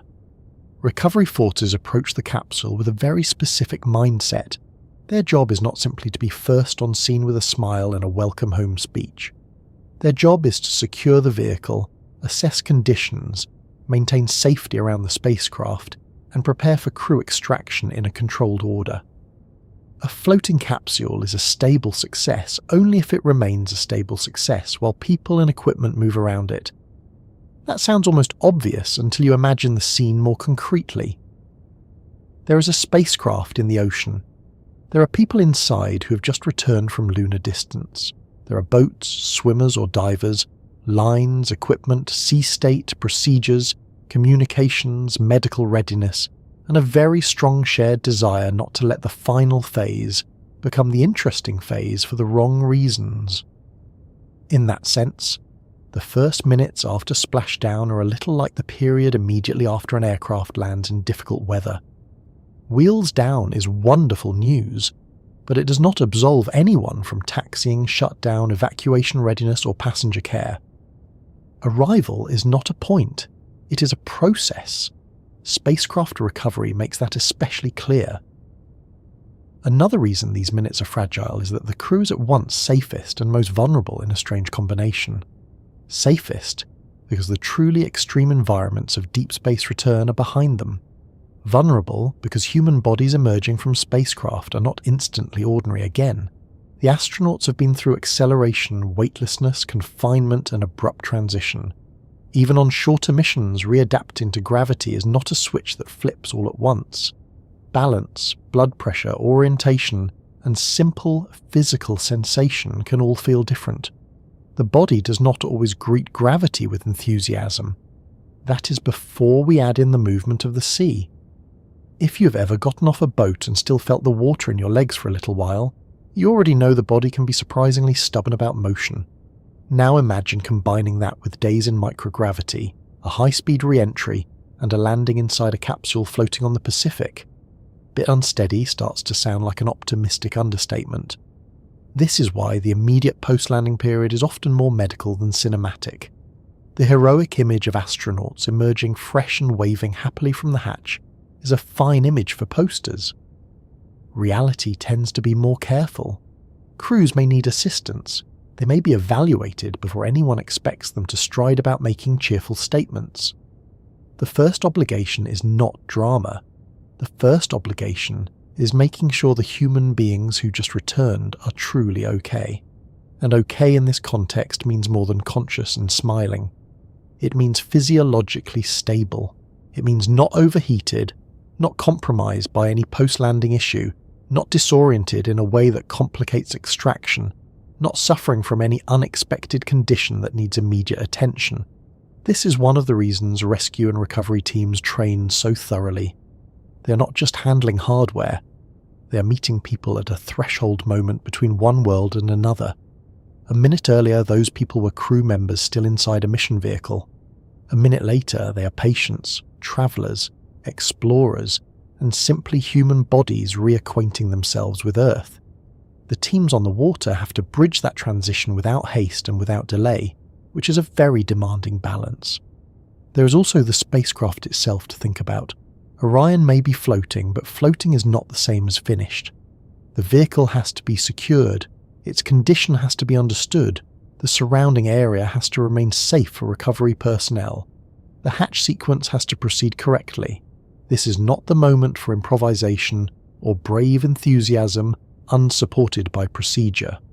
The ocean is not a stage, it is a working environment, and the capsule, even in a successful landing, remains an engineered object full of systems that have just been through an extraordinary event. One of the quieter truths of spaceflight is that machines do not instantly become harmless just because they have stopped moving quickly. Sometimes the most dangerous-looking part is over, and the most disciplined part begins. You can feel that shift in the whole emotional rhythm of the mission. During re-entry, the drama is external and obvious. Fire, plasma, speed, descent. After splashdown, the drama becomes procedural. There are no flames curling outside the windows now. There are checklists, approaches, securing actions, hatch operations, assessments, and transfers. The emotional volume lowers, but the importance does not. In a way, that lower emotional volume makes the moment more human. The astronauts are no longer symbols of a mission cutting across the vast dark between Earth and Moon. They are people in a floating capsule waiting for other people to come get them. It is both less glamorous and more moving than the cinematic version. The great machinery of exploration eventually becomes a practical rescue scene, and that is exactly as it should be. There is something rather touching about the fact that, After all the engineering and celestial mechanics, the final proof of a successful mission may be a team arriving by sea to help tired people out of a capsule. It reminds you what all the hardware was for. Not for spectacle, not ultimately, but for human transport. The fragile first minutes back also have a kind of psychological tenderness to them. For days, the crew has been oriented toward the mission itself. They have followed timelines, executed procedures, managed systems, and inhabited the mental world of flight. After splashdown, the mission does not vanish, but the centre of gravity shifts. The body starts noticing ordinary sensations again: weight, pressure, temperature, smells, the sound of water against the capsule, the closeness of Earth, the presence of recovery voices. The return becomes personal. That can be surprisingly intense. People often imagine the most emotional part of a mission is the launch, or perhaps the moment of seeing the moon up close, or maybe the fiery descent. Yet there is a good argument that the emotional centre of gravity arrives later, in those first quiet minutes when the capsule is floating and the crew knows, perhaps not fully yet, but enough, that they really have come back. Not back to the abstract concept of Earth, but back to rescue teams, boats, air, gravity, and the hands of other human beings. That is a different kind of arrival, a more earthly one. It is also an arrival that still requires patience. The hatch does not open the second the spacecraft touches water. Extraction must happen in the right order. Safety checks come first. That can feel anticlimactic from an audience perspective, but it is the opposite of anticlimactic operationally. The discipline to do the ordinary things correctly after an extraordinary mission is one of the reasons the mission succeeds in the first place. Relief in spaceflight is supposed to be postponed until it is earned, and the first minutes back are exactly where that philosophy proves its value. There is another factor here that is easy to overlook. Recovery is not only for the astronauts, it is also for the mission data, for the spacecraft, and for the larger program. Orion is not just a container that happened to carry people home. It is a flight article with information embedded in its condition, its systems, and its post-landing state. How the vehicle behaved matters, how recovery proceeds matters, how efficiently crews are extracted matters. Future missions learn from these minutes too. In that sense, the first minutes back are both an ending and a beginning. They close one mission and inform the next. That is especially important for Artemis, which is not built around a single symbolic outing, but around the re-establishment of deep space human operations that can continue. Artemis II is not only carrying astronauts home, it is carrying proof, data, confidence, and lessons home with them. Recovery, therefore, has a dual role. It rescues people and harvests experience. Yet even while all that programmatic value exists, the human scale remains the truest one in the moment. A person emerging from a returned capsule is not thinking first about strategic architecture, future mission confidence, or engineering validation frameworks. A person emerging from a returned capsule is experiencing gravity, fatigue, relief, perhaps some physical discomfort, and the simple, immense fact of being back. This is why the recovery scene, when stripped of heroic music and dramatic camera angles, is often so moving in its plainness. Someone helps someone else out. That is the heart of it. Not because the astronauts are incapable, but because that is what professional care looks like after an extreme event. The first hands they meet are part of the mission's final promise. You will not only get there and come back, you will be received. Received is a beautiful word for this stage. It suggests that the journey is complete only when the traveller is taken back into human company. The sea, meanwhile, remains a quiet participant in all of this. The capsule bobs, the boats move, the horizon holds steady in that slightly unsettling ocean way that is only steady if you ignore what everything else is doing. The Pacific is not sentimental about any of it. It does not care that this is history. It does not care that cameras are watching. It is water doing what water does. That indifference is oddly helpful. Recovery teams operate in a real environment, not a ceremonial one. Their competence has to be practical because the sea itself is practical. And that may be one of the loveliest truths about these first minutes. After all the abstraction of spaceflight, the return ends in a place where competence becomes tactile again. Hands on rails, lines attached, hatches managed, bodies steadied, voices close enough to hear without a relay through thousands of miles. It is the mission becoming physical in the most ordinary sense at last, which is why rescue is such an important word here. Not because the crew is in some melodramatic peril by default once the capsule floats, but because rescue completes transport. It says the mission is not over at impact, not over at flotation, not over at the sight of boats nearby. It is over when the astronauts are out, assessed, and in a state where Earth has truly taken custody of them again. Until then, fragility remains. Gentle fragility, perhaps. Controlled fragility, but fragility all the same. That is what makes these first minutes back so significant. They are the narrow bridge between surviving the return and having returned. The distinction is small in language and enormous in meaning. A spacecraft can survive. A mission can survive. But the whole point of human exploration is that people survive. People come back. People are helped out, checked over, steadied, welcomed, and folded once more into the safe routines of this planet. Those routines may include medical evaluations, transport, debriefs, and a great many professionals making sure no detail is overlooked. It is a very earthly kind of triumph, and perhaps that is why it matters so much. Not because it is loud, but because it is intimate. Fire and speed make for memorable images, but the true success of a homecoming is measured in much quieter things. Stable breathing, steady hands, clear voices, a hatch opening in the right sequence, a crew leaving the vehicle safely, and the sea giving way at last to solid human care. All of that is still part of the danger story, and all of it is also part of the answer to that danger. Because Artemis II's return is not only a test of whether Orion can survive the journey, it's a test of whether an entire system, from trajectory design to ocean recovery, can bring human beings back from lunar distance in a way that future missions can build upon with confidence. In some ways, the most valuable return from the moon was the one with nobody inside. That was Artemis I. Before Artemis II could carry a crew around the moon and home again, NASA needed Orion to make the trip alone, take the heat, bring back the data, and reveal anything that looked reassuring, surprising, or slightly impolite. Artemis I did exactly that.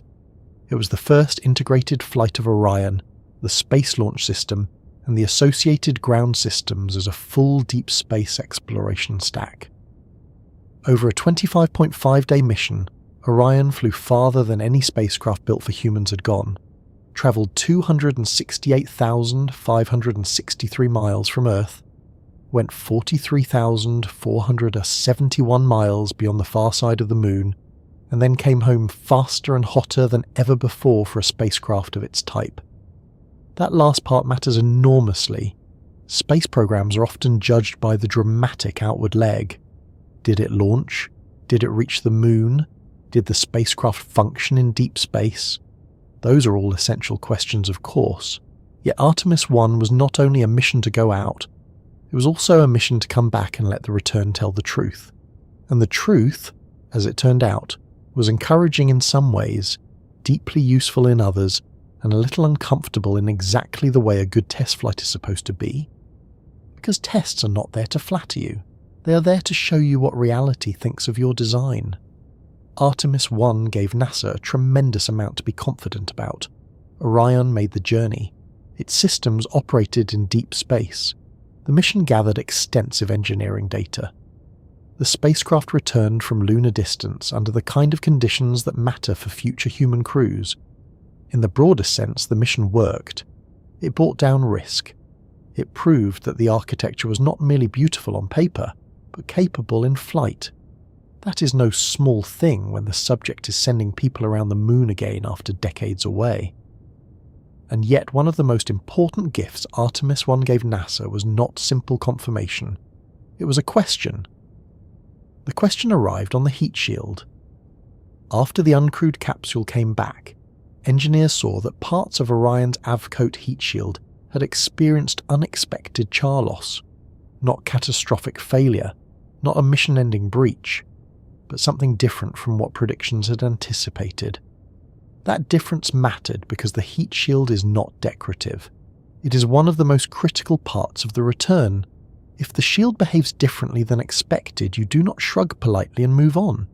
You investigate until the hardware, the models, and the risk story all line up again. NASA did exactly that, and by late 2024 the agency said it had identified the technical cause. During Artemis I's return, gases generated inside the ablative Avcoat material were not able to vent and dissipate as expected. Pressure built up, cracking occurred, and some charred material broke off in several locations. That is such a wonderfully specific kind of problem. Not the heat shield got hot, because of course it did. Not space-proof challenging, because that would be the least surprising report in aerospace history. No, the lesson was subtler. The material was doing what ablative material does, but under the actual flight environment of Artemis I's entry, the gases inside the outer layer did not escape as expected. The shield was not merely being asked to withstand heat, it was being asked to respond to a very particular heating history, and that history turned out to matter more than earlier ground testing had captured in precisely the way engineers had assumed. This is where the story becomes especially interesting, because the cause was tied not just to the material in isolation, but to the kind of entry Orion performed. During Artemis I, NASA used skip entry guidance. In simple terms, Orion dipped into the upper atmosphere, used drag to slow down, then used the capsule's aerodynamic lift to skip back out before descending again for final entry under parachutes. That profile offers useful flexibility, including extending the landing range to the Pacific. But NASA's investigation found that during the period between the atmospheric dips, heating rates decreased while thermal energy accumulated inside the Avcoat. Gases from the ablation process built up, and because the material did not have the needed permeability in those areas, the internal pressure contributed to cracking and uneven shedding of the charred outer layer. That is a nearly perfect example of why test flights exist. If you only study a system in theory, the theory looks very clever. If you fly the system gets to answer back, and Artemis I answered back with something extremely valuable. Not a failure that ended the mission, but a phenomenon that forced NASA to refine its understanding of how heat shield material and real entry environments interact. Engineers took samples, they used flight data, they conducted ground tests, they improved the fidelity of those tests so the Artemis I conditions could be reproduced more accurately. In the process, NASA learned not only what happened, but why it happened, and that is the sort of knowledge that turns an uncomfortable observation into a foundation for crew safety. There is something deeply reassuring about that process, even if it begins with a concerning discovery. A mature program does not hide from a mismatch between model and reality. It interrogates it. Artemis I gave NASA the chance to do exactly that before Artemis II put people aboard. And the findings, importantly, were not merely alarming. They were also stabilizing. NASA said that while Artemis I was uncrewed, flight data showed that had a crew been aboard, they would have been safe, and cabin temperatures remained well within limits in the mid-70s Fahrenheit. The thermal performance of the heat shield, in the most important life protection sense, exceeded expectations. That point matters. The unexpected char loss was real and serious enough to investigate fully, but it was not evidence that Orion had narrowly escaped turning into a catastrophe by luck alone. It was evidence that the system protected the cabin well while still revealing a material response phenomenon that needed to be understood before carrying astronauts. That distinction is everything. It separates "we got away with something" from "the test did its job." Artemis I, in other words, taught NASA that the return architecture worked, but not always in exactly the way pre-flight assumptions had expected. And that is why Artemis II's return matters so much. It is not simply the next time Orion comes home. It is the first time Orion comes home with a crew after NASA has incorporated the lessons of that first uncrewed return into how it will manage the second. For Artemis II, NASA decided it could safely fly the mission's crew using the current heat shield, but with operational changes to entry. Rather than redesigning the already attached shield on the Artemis II capsule, engineers chose to modify the return trajectory by shortening how far Orion can fly between atmospheric entry and splashdown. In plain language, Artemis II will limit how long the spacecraft spends in the temperature range where the Artemis I heat shield phenomenon occurred. NASA has also said future crewed returns from lunar landing missions will incorporate manufacturing enhancements aimed at achieving greater uniformity and consistent permeability in heat shields. That is a very important lesson in the culture of spaceflight. Sometimes the answer to a problem is a new piece of hardware. Sometimes the answer is a better understanding of how to use the hardware you already have. In this case, Artemis I taught NASA enough about the relationship between the material and the trajectory that the agency could adjust the operational environment rather than pretend the environment was irrelevant. That is not a compromise in the pejorative sense. It is one of the purest forms of engineering maturity. Understand the system, understand the risk, and modify the mission so the risk stays where it belongs. There is another thing Artemis I taught NASA about the return trip, and it is perhaps the most important lesson of all. The road home is not an add-on to lunar exploration. It is the proof of lunar exploration. People naturally get excited about going farther. Humans like outward motion. We like frontiers, records, maps, distant worlds, and the kind of sentences that begin with phrases like, "For the first time in more than half a century." It is good that we like these things. Exploration would be rather difficult without that instinct. But Artemis I reminded everyone that a deep space transportation system is only as credible as its ability to bring crews back through the harshest part of the mission under conditions you truly understand. That is why Artemis II's return matters beyond the obvious fact that there will be 4 astronauts aboard. It matters because this is the mission that has to turn understanding into confidence, not blind confidence, not promotional confidence. The real kind. The kind that comes from having flown once, learned honestly, changed what needed changing, and then flown again with people on board. Artemis II must demonstrate that Orion can not only journey around the moon with a crew, but can also carry them home through all the demanding phases we have spent so much time talking about. Precise return geometry, lunar return speed, severe heating, plasma blackout, parachute descent, splashdown, and recovery. In that sense, Artemis II is the road home before humans go farther. The phrase sounds almost ceremonial, but it is really practical.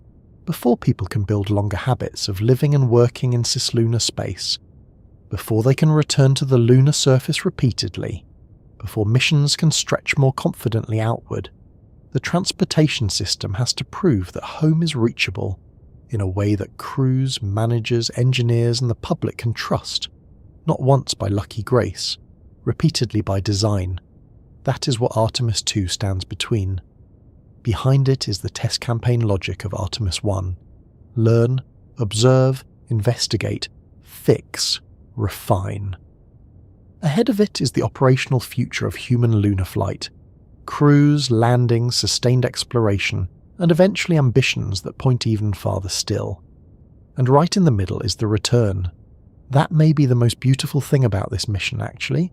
Artemis II is often described as the first crewed Artemis flight around the moon, which is true and exciting and historically worthy. But it is also something more grounded than that. It is a trust mission, a proof mission. A can the whole path out and back really carry people mission. The astronauts aboard are not just going around the moon for the symbolism of it. They are helping certify a system of departure, travel, return, re-entry and recovery that future crews will depend on when the missions become even more ambitious. The return is where that trust becomes hardest to fake. Launch can be inspiring. Lunar flyby can be awe-inspiring. Return is where the vehicle has to pay its debt to physics. Artemis I helped NASA calculate that debt more honestly. It revealed that the heat shield's thermal protection worked for crew safety, but also that the skip entry environment produced a char loss phenomenon that demanded deeper understanding. It gave engineers the real flight data needed to refine their models. It provided the evidence necessary to justify operational adjustments for Artemis II.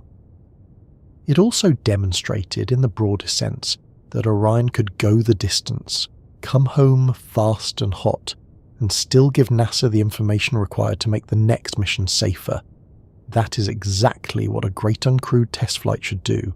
It should reduce the amount of guessing humans have to do later. And guesswork is precisely what you do not want on the road home from the moon. There is a quiet dignity in that. Artemis I did not carry people, so Artemis II's crew can travel with more informed margins.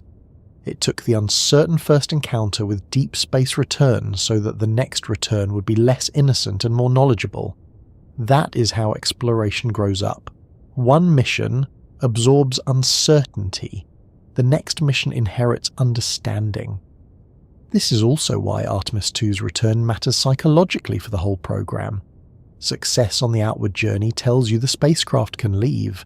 Success on the inward journey tells you the program can continue. If Orion brings its crew home through the adjusted return profile and all the associated operations perform as intended, then Artemis will not simply have staged an impressive demonstration. It will have completed the argument that human beings can once again travel to lunar distance and back in a spacecraft designed for the next era of exploration. That has consequences far beyond one splashdown. It affects how future crews are trained, how future missions are accepted, how political and public confidence is maintained, how technical teams judge what risks have been understood, how the larger Moon-to-Mars architecture moves from aspiration toward habit. Space exploration depends on wonder, yes, but programs survive on credibility. Artemis II's return is credibility at orbital velocity. And yet, for all those grand implications, the meaning of the return comes back, as these stories often do, to something deeply simple. 4 people will leave Earth. They will travel around the moon, and then they will ask a machine, a heat shield, a trajectory, a parachute system, an ocean recovery plan, and thousands of people they may never personally meet to bring them back alive. That is the human core of the whole thing.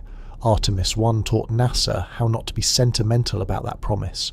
It taught the agency to look harder at the heat shield, to understand the skip entry environment more accurately, to change the return conditions for Artemis II, and to keep building future heat shields with better consistency. Artemis II matters because it is the first time all of that learning will be carried by human bodies through the actual return itself. So when people ask why Artemis II's return trip is so dangerous, the answer is not simply that re-entry is hot or that splashdown is tricky or that the moon is far away. All of that is true, but it is not the full truth. The fuller truth is that returning from the moon is the moment when exploration stops being adventure in the abstract and becomes transportation in the strictest possible sense. Can you bring people back? Can you do it predictably? Can you do it after learning from the first full test of the road home? Can you do it well enough that going farther later becomes something more than a hopeful slogan?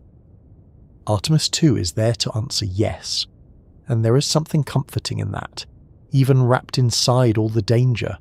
Not comforting in a soft way, more in the way a bridge is comforting when you know it has been tested under load before you step onto it. Artemis I was part of that load test. Artemis II is the first time the bridge carries a crew. What we learn from that crossing will matter not only for one mission, but for the shape of human travel beyond Earth for years to come, which means the road home is not a footnote after all. It is the road that makes the rest of the map usable. And somewhere in that thought, perhaps, there is a quiet kind of reassurance. All this effort, all this caution, all this painstaking learning from one mission to the next exists for a very human reason. We do not explore deeply just to leave. We explore deeply because we intend to return, wiser than before, and ready, one careful journey at a time, to go a little farther next time.